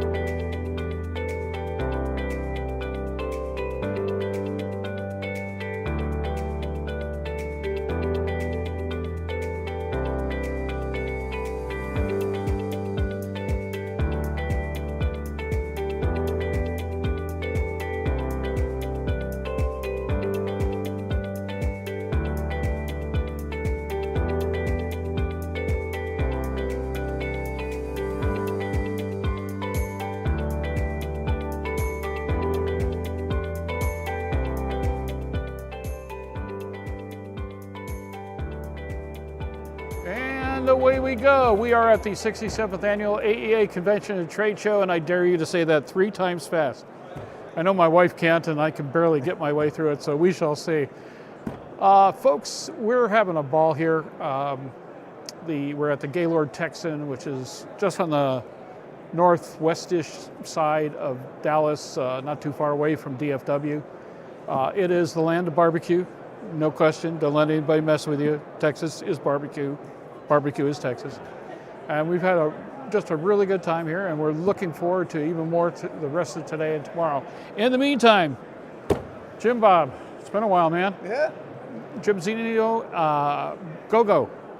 We got to start first with status of 5G, when we're going to see the big stuff, and then of course there's this whole satellite world. Yes. And let's face it, this satellite world is getting really interesting. Yes, it is. And we don't even have to mention that Elon guy, so No. you know it's crazy out there right now. Let's talk first about the status of GoGo and 5G. Yep. So it's progressing along. We are pretty much on schedule. We'll probably have it done by the end of this year, as we're looking to have it completed. We are doing some initial flight testing now with a kind of like what we call a breadboard, as we wait for the chips to come in. So we're still looking very strong in that. And like I said, the first initial SEC by late this year. Outstanding. And that's going to be in the Challenger 300. Wow, that'll be fun. What is the current market estimation for something like that? I mean, do you have a rough idea of the universe of airplanes that could be affected by something like that? Yeah, so if you look at the U.S. market, there's about 14,000 business aircraft in the U.S. market. And Of those, 5G is probably going to be more you're going to see on your mids, super mids, and above. Okay. The smaller airplanes, they probably would fit on there, but I don't know if you need that kind of speed. We do have some people doing that, like we have a customer up in Canada, Air Sprint, that selected 5G for their CJ3 Pluses. So it could go all the way down to those size aircraft. It just depends on what kind of capability the person wants. A lot of people in the smaller aircraft sometimes just want email and text. They don't want to try to stream, whereas with 5G, you're definitely streaming content with that capability. Well, it's an incredible capability. I've told Dave and a number of your people over and over again about, I crewed on a CJ3 for a while with the fellow who was our chairman of the board on the Bob Hoover Legacy Foundation, for which I'm executive director. And we went back and forth across the country, and he had GoGo installed there. And what was fun about Tracy is that he looked at me, okay, fly, and he'd just get out on his laptop, he'd crank on in, he's getting business done, he's sending emails here and bringing stuff in and checking on websites and the whole bit, and just getting, he was all about, he had this big construction company, he was all about getting as much work done each day as he possibly could, which is why he built a hell of a company and could afford a CJ3. Exactly. That was one of his toys. And, well, in his case, business equipment. But the capabilities we had, and this is going back 5 years, the capabilities we had then were extraordinary. And I look at the speeds and the such that are coming online, and that just blows me away. Yeah, with 5G, you're going to probably get about 75 to 80 megabits per second, peak speeds, and on average about 25. So with that kind of speed, you'll be able to do streaming, video calls, you'll be able to do Zoom. We can do airborne from there. So all that capability will be there when they get the 5G and the air call. Outstanding. Now, satellite-based systems. Yes. That's the final frontier. That's the next big leap. And the nice part is you guys aren't standing still with one technology. Yep. You're investing heavily there and developing a whole new architecture and system around that. What's the state of all that right now? Yeah, so that's our Galileo product line. So that's also progressing very well. We actually got the first prototype antenna. It's actually up on our roof right now in Broomfield, and we're doing some initial testing on it.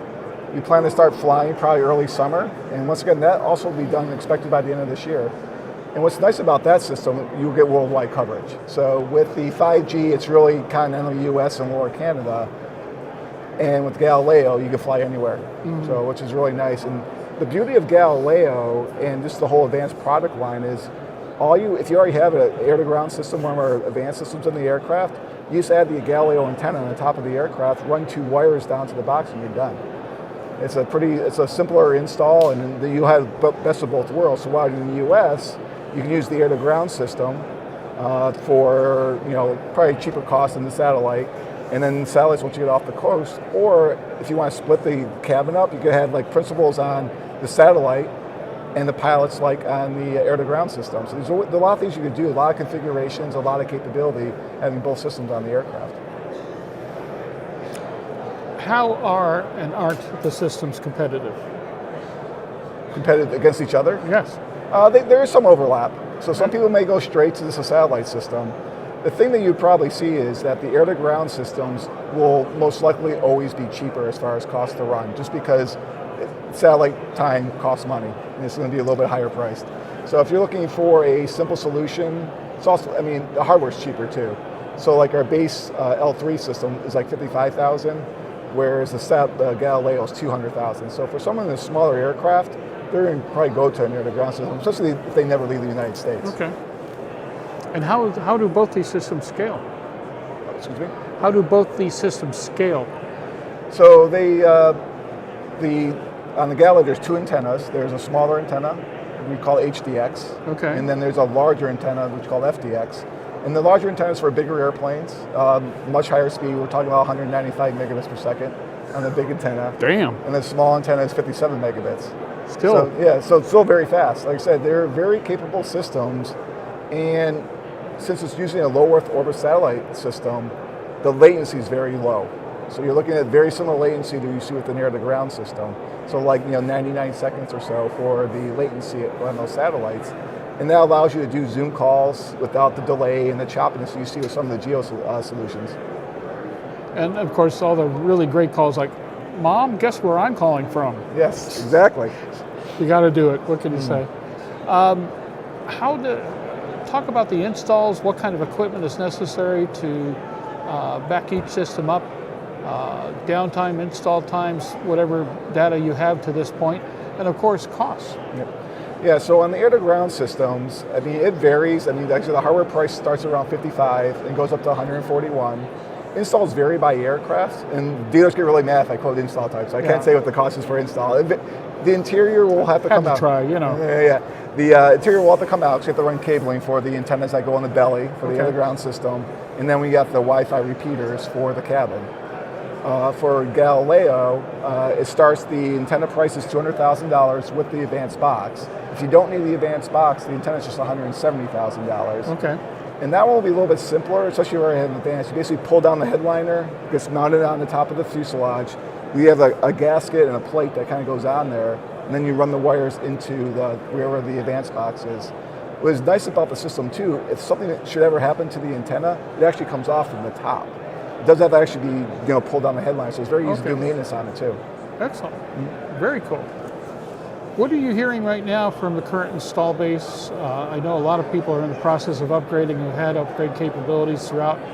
How are they able, or what are they saying about their plans and directions they're taking with the current installations and where they go from here? Yep. So we do have a very aggressive promotion program going on right now to get the older systems upgraded. We announced early last year that the network that it's currently on is going away. It's an old EVDO network that there's just no equipment left anymore. Yeah. No one makes EVDO networks. So we're transitioning to LTE. That's going to happen in early 2026.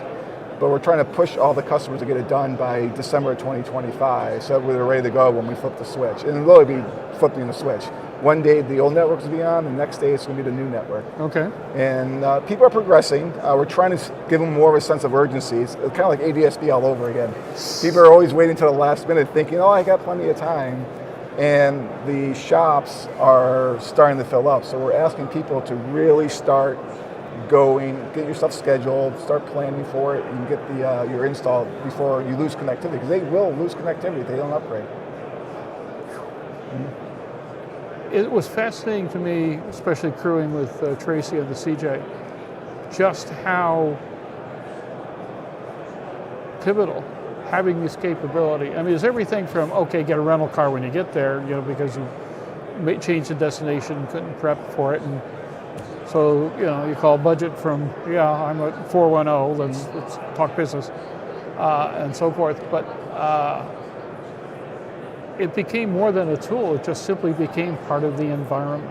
Yep. And I mean, it was fun for everybody who was flying with us, because, they could, text each other and guess where I am and all that kind of stuff. But for those of us who are flying and working and trying to make arrangements and calling Clay Lacey and, hey, we're going to need hangar space tonight after all, blah, blah, blah. Extraordinary. Yeah. And just straight old business too. Hey, get this done, that done, so forth and so on. Yeah. I mean, right now, people cannot be disconnected from anything. They always want connectivity. And if you own an airplane without connectivity and you're trying to charter it, you're not going to be able to charter it. No. People want connectivity no matter what they're doing. So. It's amazing. So where does GoGo go from here? I mean, you've got your bases covered with two distinct high-performance technologies, but you do have competition out there that is sniping in various ways and trying different approaches to the same ambition, which is to keep people connected no matter where they are. So where do you go from here? Yeah, like I said, our biggest thing is the Galileo, the expansion globally. So we've always been pretty much a U.S. company because that's what our network is. So we have a lot of expansion to do internationally. And I always say competition is good for us. It makes us better. It really forces us to really work on our products and make sure they're highly competitive and perform really well. They're well maintained, they're reliable. The service aspect, we've always been ranked in either 1 or 2 for customer service. So that is how we compete in the market space. And the aviation market is still growing. Not as fast as other places, about 1 to 2% more aircraft every year, but it is continuing to grow, and we're line fit at all the OEMs. So almost every one of those aircraft comes off the line with a GoGo system on it. So you're going to see that continue to progress. And I said there'll be competitions. You got Viasat out there, you got Satcom Direct, got Elon Musk and Starlink, of course. He's making a lot of press, as we thought, and he's got a lot of money. So, I mean, it'll be a competitive product, and we'll have something very similar speeds. The biggest difference I think we have is we've been doing this for a long time. We understand the customer base, we understand the industry, and we understand how to take care of them. And that's a key aspect. So you're dealing with a lot of high net worth individuals and major corporations, and if something goes wrong, you better perform. You better perform. Crazy. What are you learning from your customer base? The biggest thing is they will actually not go flying if the connectivity doesn't work. I mean, they're that bad at this point. It's basically minimal equipment. You got to have the connectivity on the airplane to go flying a lot of times. They like more speed. They want it as close to the home performance as we can. Well, good luck. And we're getting closer. I said, with the satellite stuff, we're getting into the hundreds of megabytes now. I mean, we'll get a gigabyte service eventually. There's some physics involved with this amount of energy that has to transmit through the sky, through the atmosphere, back down to the antenna. Outstanding. It's been fun to watch you, vastly entertaining at times. And the best part is you got a really amazing crew of people. I've had such a ball working with them over the years, and some of the interviews have just been hysterical, just with reflections on the industry and what customers are teaching you, and more important than anything else, just everything from certification to just dealing with shop after shop after shop. It's been a kind of a fun story to watch develop. So, it's been fun business. How can people get more information on GoGo? Yeah, stop by our booth while you're here if you're at the show. Go to our website or just call one of our many salespeople out in the field. Okay, and website is? GoGo, actually, that's great. No, the GoGo business, .com, yep. Very good. All righty, folks. Tell you what, we are about to take a break. Again, Jim, thanks so much for your time. It's always a pleasure. Good to see you again. Good to see you again, Jim.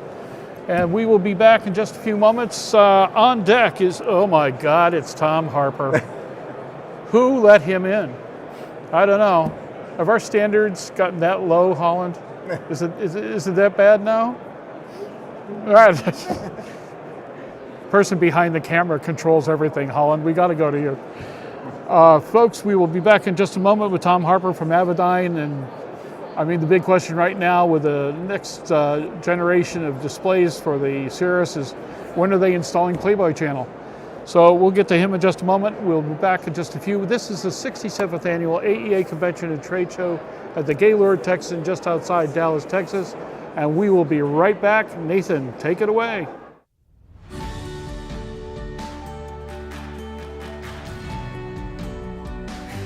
Aero-News Network's coverage of the 67th Annual AEA International Convention and Trade Show, live from Grapevine, Texas, is brought to you in part by the following sponsors.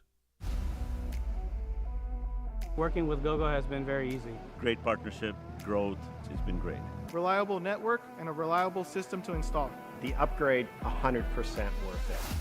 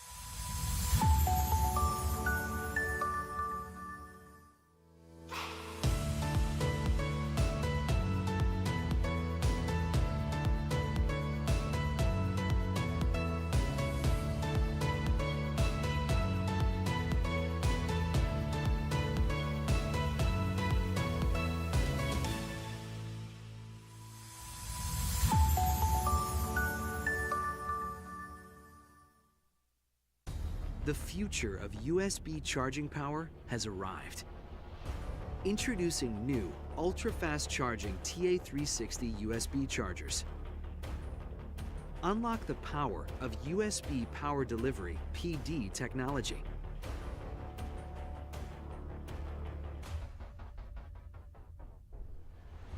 Max power.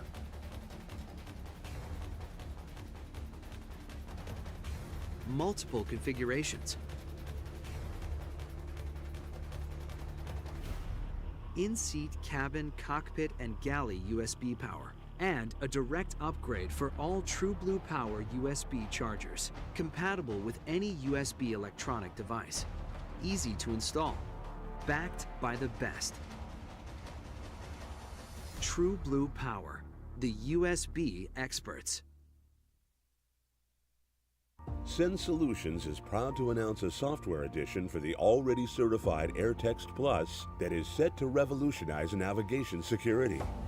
This is the first independent spoof-proofing product on the market, designed to keep your navigation system accurate and error-free.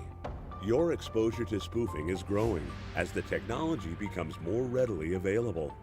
Find out how to protect your aircraft from spoofing at goairtext.com. A special night is coming to Sun & Fun's 50th fly-in celebration.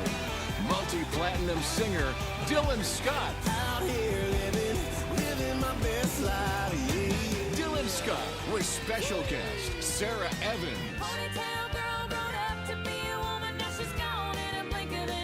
Get your tickets now. Be a part of the kickoff celebration for Sun & Fun's 50th fly-in. Go to flysnf.org.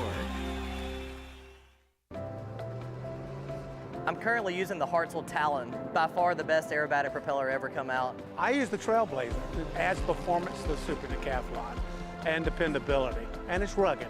Hartzell's been an excellent partner for Whip Air, just in terms of your product support as well as keeping an eye on the market and developing new products that meet demand. It's helping us all have better performing airplanes. It's such a proud honor to fly behind that propeller. Are you ready to ace your FAA drone pilot knowledge test, get your remote pilot certificate, and start earning money? Well, flying a drone is a great tool that can open up new business opportunities for anyone. Realtor, insurance adjuster, videographer, or commercial weekend drone warrior, you need to fly legally. Whether you're pursuing your initial Part 107 remote pilot certificate or you need a renewal, King Schools has a course just for you. So start learning today at kingschools.com.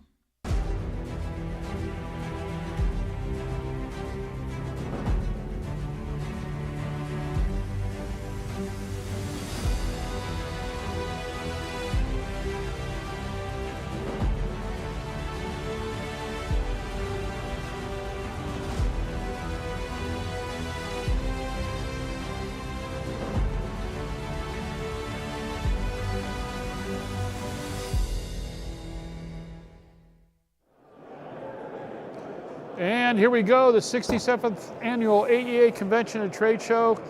There should be a drinking game to how many times I have to say that in any particular program. You want to start that, Alan? Or should we get Nathan on that one?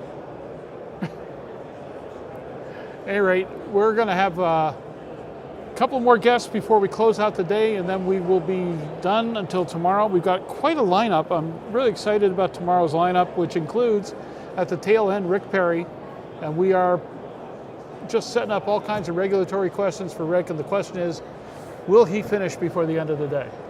So we shall see. We have Tom Harper from Avidyne. Tom, tell me what's happening with all things Avidyne these days. You guys should be getting ready to power up the old Cirrus fleet and a few other things. It's getting close. We've accumulated a lot of flight hours on our Vantage test aircraft. So you haven't invited me to come down and play with it at all? We're getting Shame close. on you. We're getting close. We'll see. Yeah, we'll see. So that's a really exciting project for us, and I think it's going to, and as we shared with the dealers here, it's going to provide them a lot of opportunity to do, to modify over 4,000 Cirrus airplanes out there. Especially those six packs. Yeah. So yeah, there's about 3,700 of the Integra airplanes, and then maybe 300 or 400 that were pre-Integra. Yeah. That could use a big glass, but a lot of the Integra guys are looking for synthetic vision.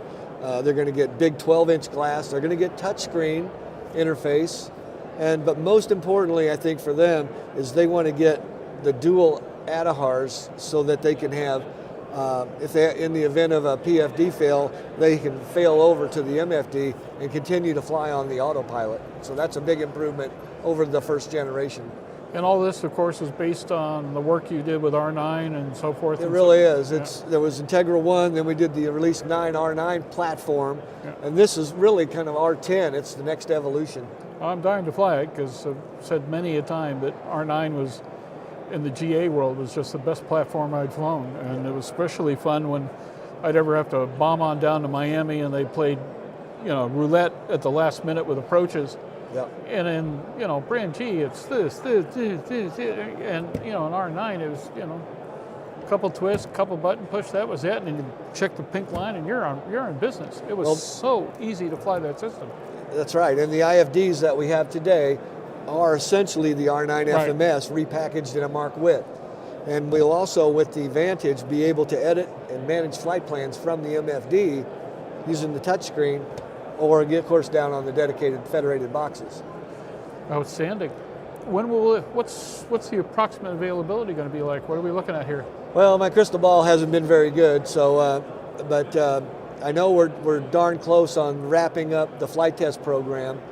We've got a few more things to tighten up on the code, and we're working closely. We had the FAA in for 2 days last week, and they're really impressed with what they've seen of the program. So if all goes well, mid to late year, I guess is best I can guess at this point. I'd love to see it, but you got to invite me to come down and fly it, man. Yeah, we're getting closer to that point where we can do that. Well, looking forward to it. It'd be interesting to see what's changed or evolved from R9. That to me sounds exciting, to say the least. What else is new? Well, some of the announcements actually that came out of the recent helicopter show is our IFD 550s were selected by the Colombian Army for their avionics upgrade program on the UH-1s and the Mi-17s and the Blackhawks down there. So that's an exciting program. Fun equipment. Yep. And they're going to get synthetic vision and terrain awareness and a lot of nice features, not just a navigator.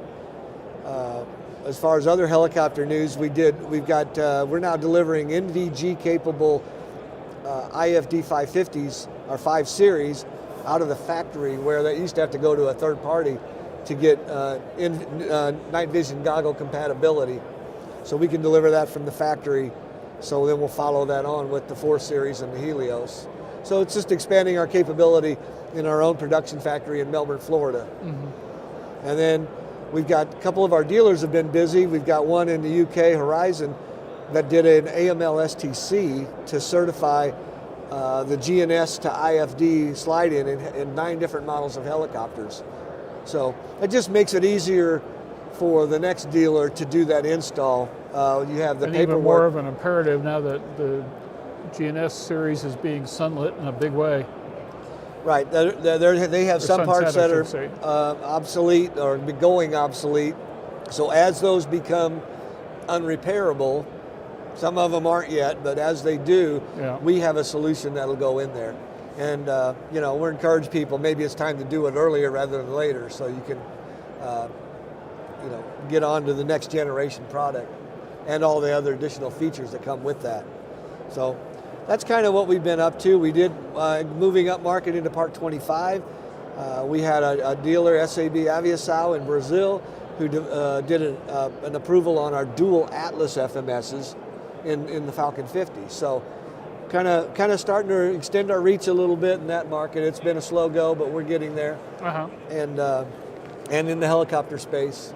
And now with Vantage, we're going to really open up the GA market, and that's going to continue to evolve.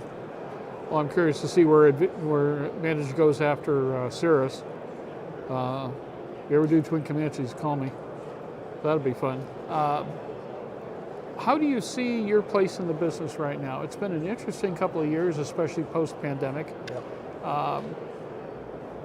The shop issue out there has been kind of turbulent, both from a supply standpoint as well as being able to find people and everything else.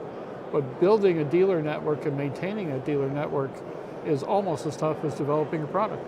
Yep, and we've got a lot of great dealers, and we continue to grow our dealer network.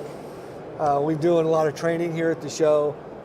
I think Vantage is going to open up a lot of opportunities, but also the GNS retrofit is there's just a ton of those out there that need to be taken care of, and as those come up for repair, we think there's an opportunity there to upsell them to a next generation navigator.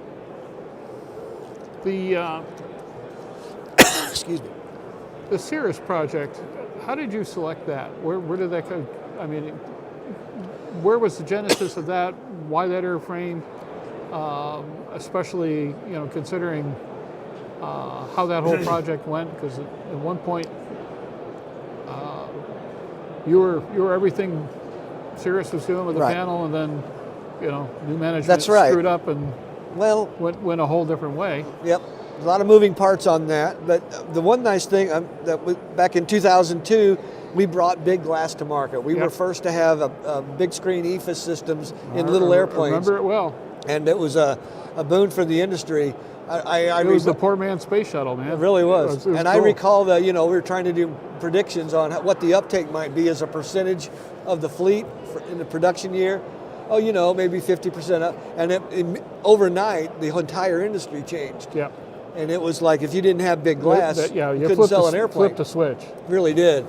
And so we kind of owned that Cessna market until from 02 to 07, maybe into 08. And we were working on R9, but they decided to make a switch right about the time the market collapsed in 08, in fact, but just coincidentally. But now we've got those installed base of 4,000 airplane out there that are, we've continued to do upgrades with them. We upgraded to WAS in 07. We upgraded to ADS-B with the R8 software prior to R9. And then we added the IFDs, which gave them touchscreen and synthetic vision when they replaced their GNSs. DFC-90 was a big upgrade for those guys to get onto an attitude-based autopilot. So we've helped to grow that fleet and evolve with the technology, and now it's time to upgrade the glass. And Vantage was just the next logical step to get us to the next generation of flight deck. Do you have any ideas where you go past Cirrus? Well, there's an Integra fleet out there. Yeah. There's several hundred of the Columbia 350 400s out there. Yes. There's about 800 Pipers out in the world with Integra. Some are more fit to the current Vantage than others. Yeah. If you look at the PA-46, the Matrix, maybe a couple hundred airplanes, but they have the identical package that's in the Cirrus. Yeah. And we've already done the DFC-90 STC. So that might be a logical next step. But we'll look at it as we go. Airplane. Wow. Oh, yeah, and the best part is those older airframes right now are holding up well. There's a bunch of great engine upgrades. You can fly those things forever. Yep. But you do that panel just right, it's just going to be a traveling machine. Right. So some of those guys have upgraded to a third display, PFD, a third display. Yeah. So it remains to be seen which market we attack first. We just want to get this one done first. And then there's also the entire retrofit market. We've got a DFC-90 already certified in the 182s and the Bonanzas, the 836s. So that's an opportunity to put Vantage there. But as you know, a 12-inch glass isn't going to fit in those airplanes. No. They got a yoke going through the middle of the panel, where the Cirruses don't. Yeah. So what makes sense there is maybe a slightly smaller piece of glass with the same engine on the back. Yeah. So Vantage 11 will be a follow-on program.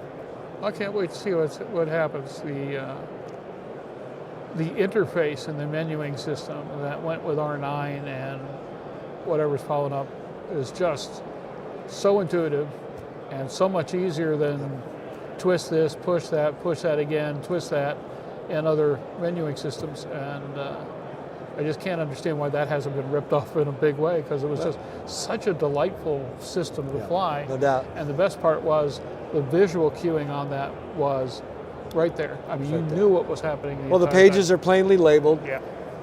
You can get to any page in 1 or 2 clicks. So Page and Tab has been a really popular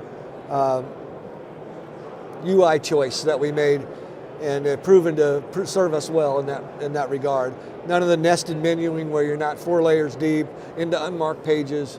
So part of the advantage is when you get the bigger glass, you can do some of that. And other parts of it is just thinking about FMS a little differently. Geofill, nominating the next waypoint. Yeah. It knows whether you're doing a direct to or you're building a flight plan to which one it wants to nominate. Smart stuff. It really was, and is, I suppose. Yeah. Well, looking forward to it, and again, down the line, I wouldn't be surprised if I'm falling behind some generation of that in the future, because I sure had fun with it. It was a good time. So the work you're doing that I've been watching carefully in the business aviation community, which is really kind of tight, and competition is fierce. There's a lot of major players that have been doing the same thing over and over and over again, but are still owning a lion's share of the market. How do you get your foot in there and keep it there without getting chopped off? Well, in the Part 25 world, and even in the CJ and the light jet market, you know, we've made some inroads there with point solutions, whether it's the IFD and the panel, upgrading the old GNSs, or an Atlas upgrading an old Universal that can't do WAS.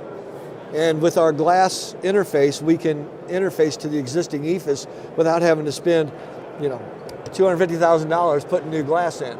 So we've kind of played as a niche player in that market thus far, you know. But as we move along, we'll continue to add more content and hopefully get to a point where we can do glass as well. But we're not trying to be all things to all people, but the products that we offer, we believe are best in class and really offer some unique features that you can't find elsewhere. So it's fun to watch. Thank you. It really is. Anything else that we should be on the lookout for come Sun and Fun Oshkosh? Well, like I said, this is the year of Vantage. We're really it's all hands on deck to get the Vantage done. So you'll see a similar presentation at Sun and Fun, and hopefully by Oshkosh, you know, we've at least got our demo birds there, or if my fingers are crossed to have deliveries, that may or may not happen. That'd be wonderful. But that would certainly be wonderful, because there's a really large pent-up demand out there. You know, there's a bunch of folks that have got deposits. There's a bunch of folks What is the community telling you about that? I'm sorry? What is the Cirrus community telling you about your plans in this regard? Obviously, there's a lot of folks that are waiting on the fence to want to, you know, okay, once it goes, I'm ready. Yeah. But if you look at what the alternatives are, there's not a lot of other options. They can go with an alternate brand, but it's a price point is a little bit higher, and I think we can bring more value and more capability. So it's worth the wait. Replacing those airframes has become insane. Yeah. I can't believe the pricing on them right now. Exactly, and so it's making it worth their while to want to upgrade. Do we have an idea at this point of how much this kind of upgrade is going to cost? Yeah, if you've already put IFDs and DFC in your airplane, just the glass displays, it's $33,000 with an exchange, and you're on your road. And with our easy installation kit that we've announced at this show, you can easily convert the existing wiring to Vantage with a dramatically less downtime, because we're picking up all the existing wiring and connectors and putting it right back into the Vantage. All your sensors are coming to the MFD already. We can wire those to both. Your air data computer is going to be right on the back, and we can route it to both. So with our easy harness, easy adapters, the installation's super easy. Now, if you're going to start from scratch, you've got a right out of the factory, same configuration today, dual Integra, dual GNS 430s, and an S-Tech. You want to do the autopilot, you want to upgrade both IFDs, and you want to do the two glass. You're looking at around $68,000.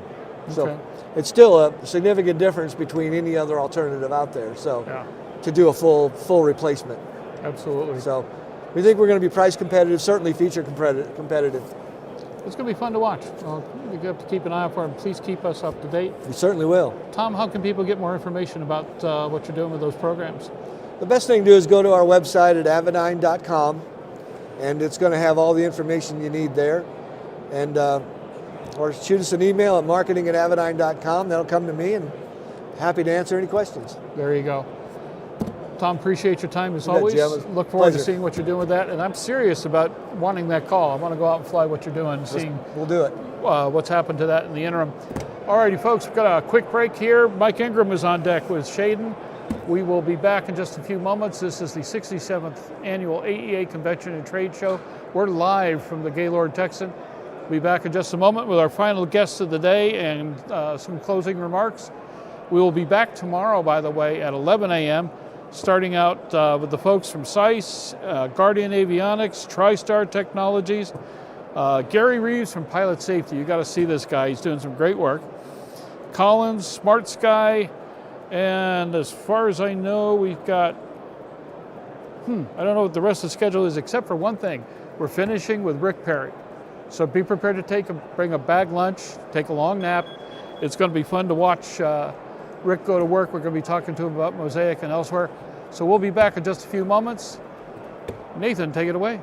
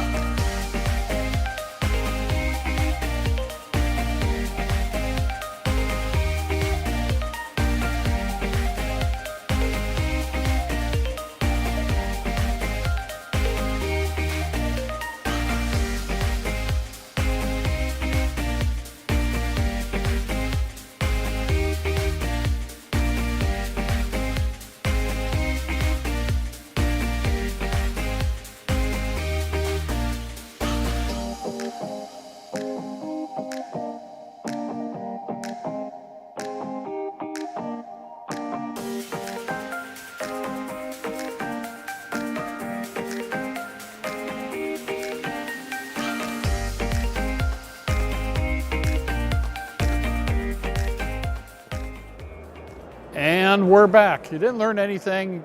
You're still there. Okay, you got to deal with us. This is the 67th Annual AEA Convention and Trade Show, live from the Gaylord Texan, just on the northwest side of Dallas. We are excited to have brought you the MPIs yesterday and a whole lot more, and a really interesting group of guests today. But we're pleased to present Mike Ingram from Shaden.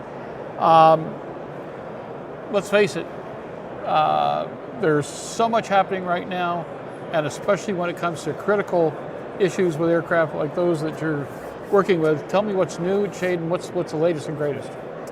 Yeah, so we're busy. We have a lot going on.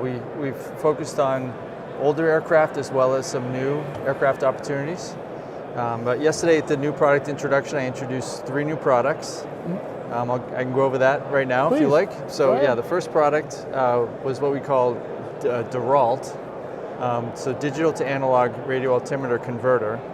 And what that does is it enables aircraft that are being upgraded with a new radio altimeter that has the 5G interference protection, especially for older aircraft. There was a couple ADs that came out last year for rotorcraft and for aircraft, for air transport airlines.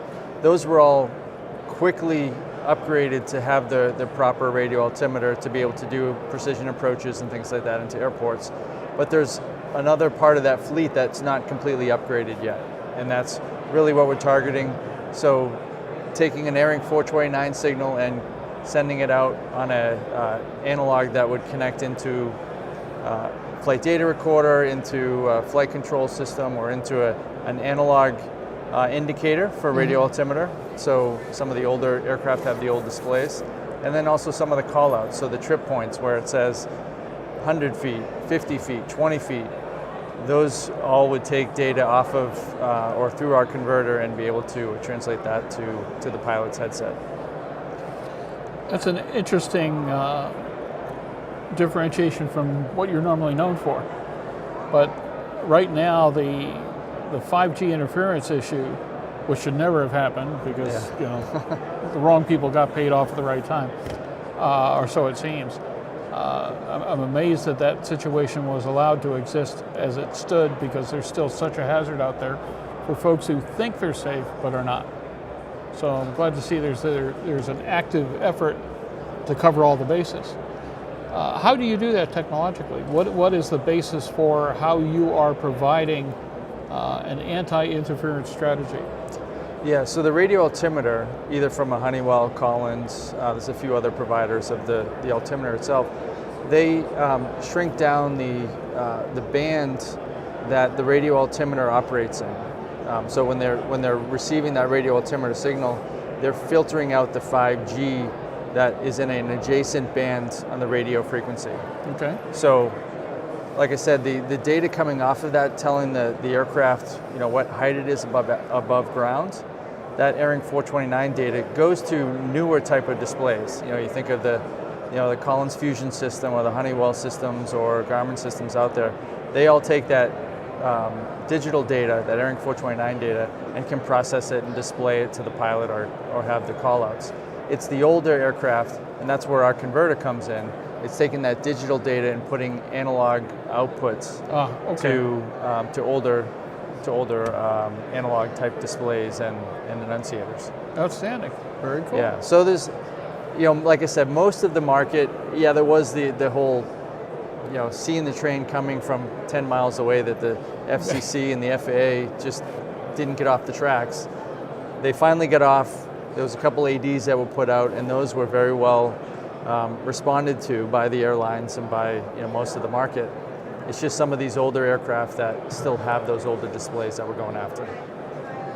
So that's product number one. Okay, and product number two, drum roll. Yeah, there you go.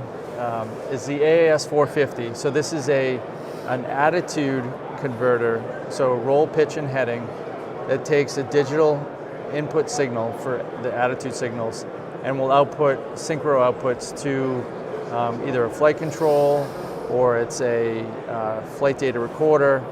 It's different other things that have synchro outputs that need it, that we haven't upgraded, or the airplane hasn't upgraded to some of the newer avionics type displays or systems. So this is a product that we had and have had in production for a while, but it's been primarily best responded to on rotorcraft. And what we've done is we've made some significant improvements to increase the resolution of the data. So it's a nice, smooth response to the outputs that would be used by the autopilot. For example, going from a laser ref 2 or 4 or LITEF or other inertial navigation system to the flight control system. So we've tested it. They're collecting data on it right now. So far, the responses have been really positive, and we expect that this newest version to be in full production here in the next few weeks. Interesting. Okay, and where and how will it be utilized? So it's one of those black boxes that's in the belly of the aircraft. It would go next to an inertial nav system. So one of the things that is happening is Honeywell with their laser ref 4 are basically obsoleting some of their early laser refs. So they're forcing everybody to go to this laser ref 4, which is out of some people's budget, or they don't want to spend that amount. So they could use an alternative, and with that alternative they could use our converter box to be able to have those synchro outputs. Sounds like a money saver. That's what we're trying to do. There you go. Gotta like that. And there was a Skylight product out there too, Dash 03 that did this. And obviously Skylight is not around anymore, so we're helping to fill that gap that's out there as well. Okay. Yeah, so product number 3 is our fuel flow transducer. So this is a low flow, we call it a low flow transducer, go basically from 0 gallons per hour to about 60 gallons per hour. This goes in Part 23, Class 1 and 2 type aircraft, small piston engine aircraft. Some features of this, so before I step into the features, this will replace some of the, say, systems out there that use, like, say, a flow scan type transducer. Okay. And why this is better, there's a few improvements on this. One is it has AN fittings versus pipe fittings. So this gets delivered with these fittings as opposed to an adapter that you'd have to put on for a flow scan. All right. This is also made out of stainless steel.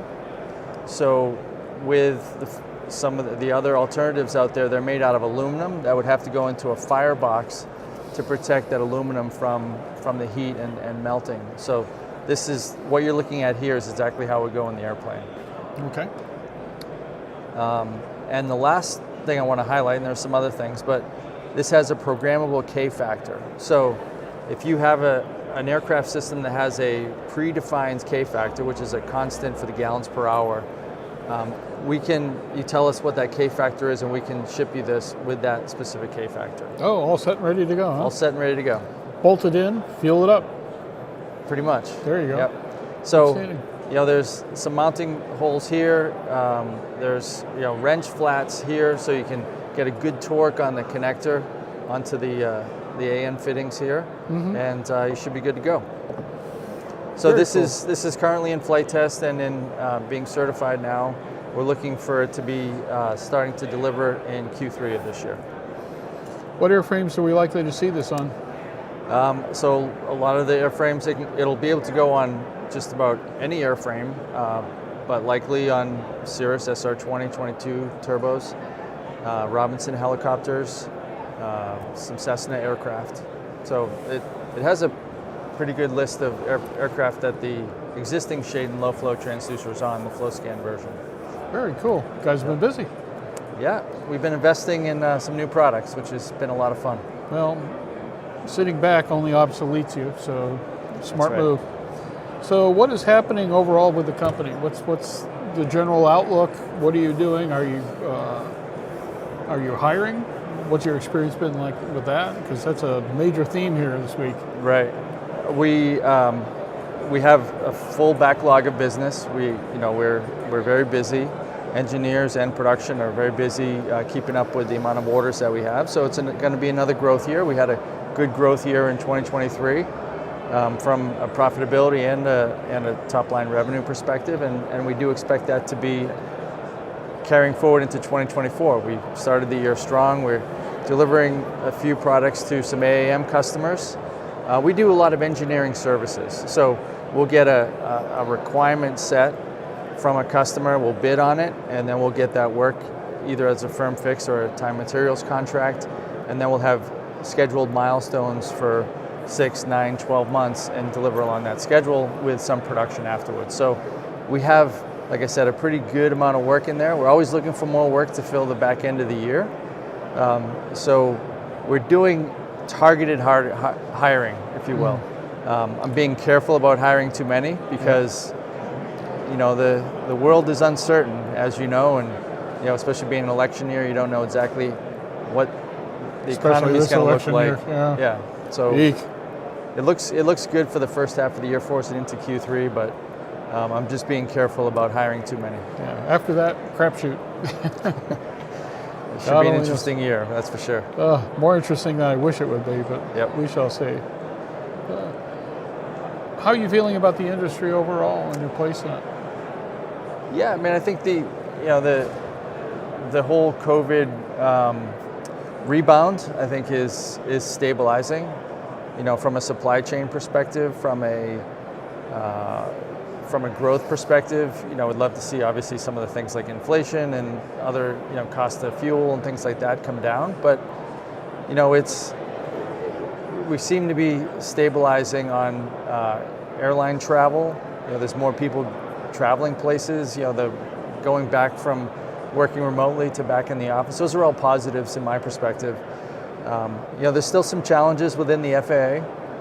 You know, where it's great that they have a new administrator. That's, you know, big success. Yeah, he's a good guy too. Yeah, we need to get it funded. Have his work cut out for him. Oh yeah, you know, I think a lot of people in the industry are feeling the I don't want to say lack of response, but it takes longer to do different FAA certifications, and that's partly some of the challenges that companies like Boeing have put onto the FAA, and you know, we're working through those. We have a really good relationship with our ACO, so we haven't seen much of an impact from Shane's perspective, but I'm optimistic about the market. I'm optimistic about the industry. I'm excited about the technology that's coming out and making flying safer and getting more people in the skies.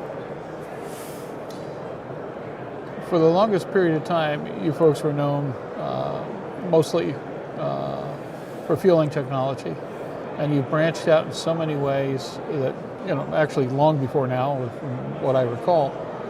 How do you transmit the message that you are also an engineering company, that you are a solutions company? Because what you're telling me right now is exactly that. Mm-hmm. Does this industry really know you for what you are right now? That's a good question. We try. I'm allowed one a day.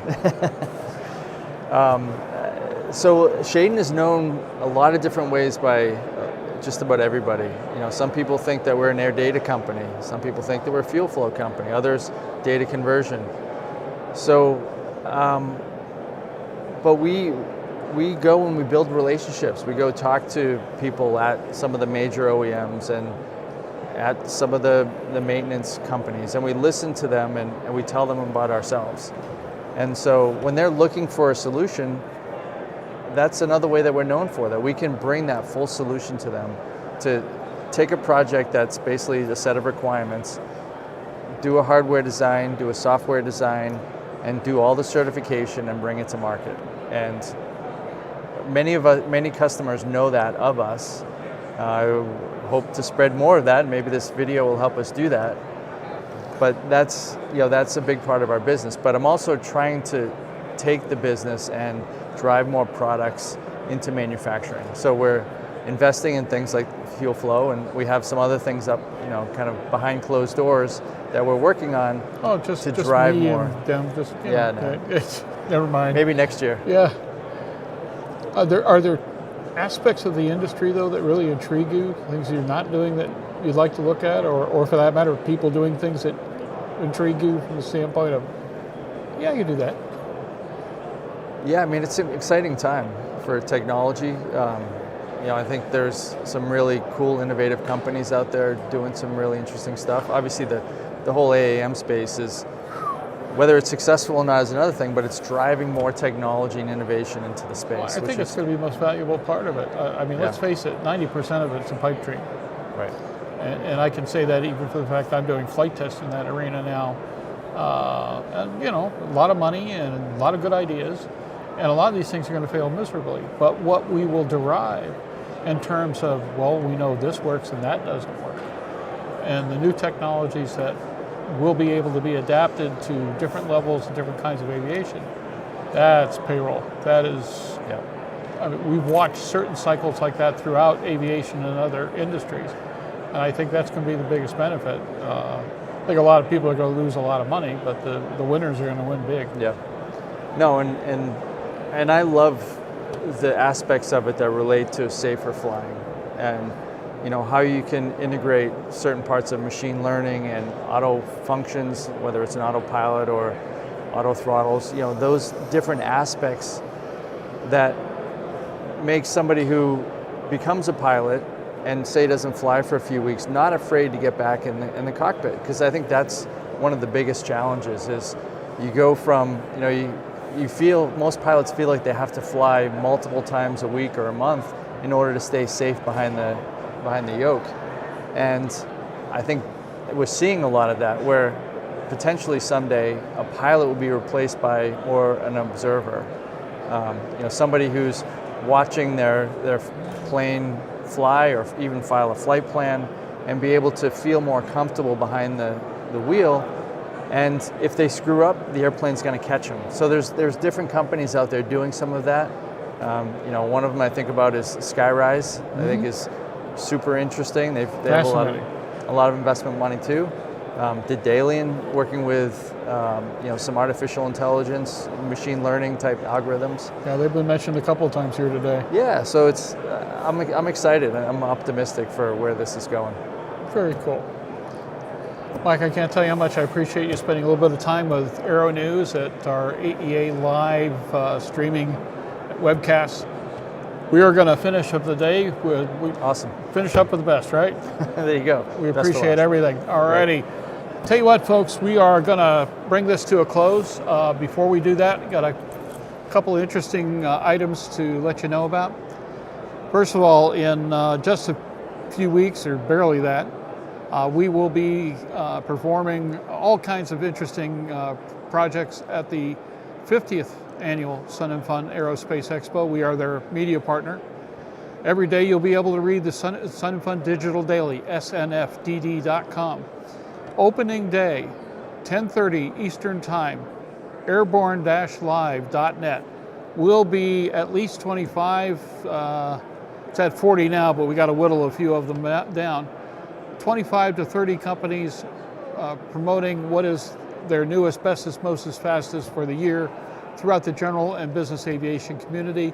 That's part of our innovation preview. We did it last year with them and went through the roof. It was an exciting program, and we're really excited about this year, especially with the fact that we've got the Sun and Fun social media team promoting it and working with it. It's going to be a wild program. Every other morning, we start with a morning brief. Again, airborne-live.net. 10, 12-ish minutes about what's happening during the day so that you can plan your day at Sun and Fun or what you'll watch. Every afternoon, our Holland Lee will be conducting our airborne evening programs. These are long-form aviation news programs we've been doing now for 15, 16, whatever years it is, in a variety of formats. And Holland has just done a phenomenal job with that program for a while now, and we're excited to see what she does with Sun and Fun 50. And then finally, at the end of the week, Saturday Flight Live. We have an hour's worth of interviews before the daily air show starts. We'll be live streaming the air show, and we've got, I don't know what it's going to be, 4 or 5 hours of live streaming to show you the best of what happened at Sun and Fun, as well as one of the coolest air shows on the face of the planet. So there's a lot on our list. I will also be leaving 48 hours after that for Friedrichshafen and Aero. And I'm not quite sure how coverage is going to work from there, but we'll do our best. It's our first shot in a long time being able to work from that area. We will be back here tomorrow at 1100 Central Time to about 1400 Central Time. In the meantime, I have to thank Nathan Cremesino, our producer, senior videographer, guy who takes the blame for everything, who is here somewhat sleep deprived. His third little girl was born several months ago, and I still don't think he's had a full night's sleep. But he's here enjoying being away from the noise for a little bit and working with you all. Holland Lee is behind the camera, running everything here, making sure that you can see what we're doing and hear it as well. My wife Misako has been herding cats is more like it, getting everybody here on time, making sure that we've got guests aware of when, where, and how to be here. So this went very smoothly today, and if you want to thank anybody, don't thank me, thank Misako. On behalf of the Aero-News Network, Airborne, our sport plane resource guide, and the rest of our programming, including the upcoming Digital Daily and Saturday Flight Live and Innovation Preview, we thank you for spending time with us. And Nathan, I got nothing else to say, buddy. This one's up to you. Take it away.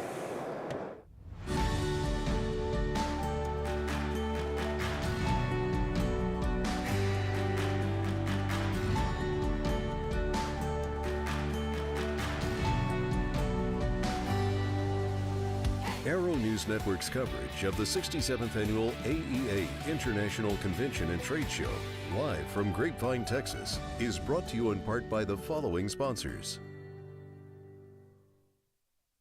Send Solutions is proud to announce a software edition for the already certified AirText Plus that is set to revolutionize navigation security.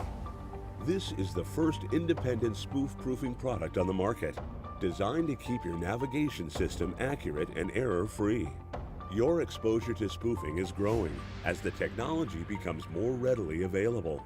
Find out how to protect your aircraft from spoofing at goairtext.com. The future of USB charging power has arrived.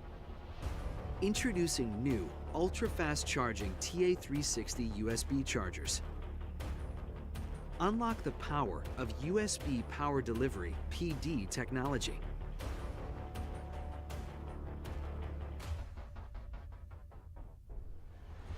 Max power.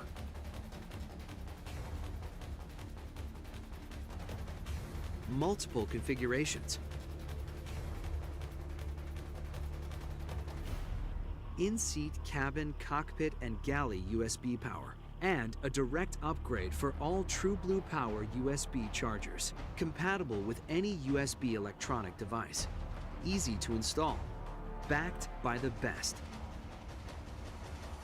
True Blue Power, the USB experts. Working with GoGo has been very easy. Great partnership, growth, it's been great. Reliable network and a reliable system to install. The upgrade, 100% worth it.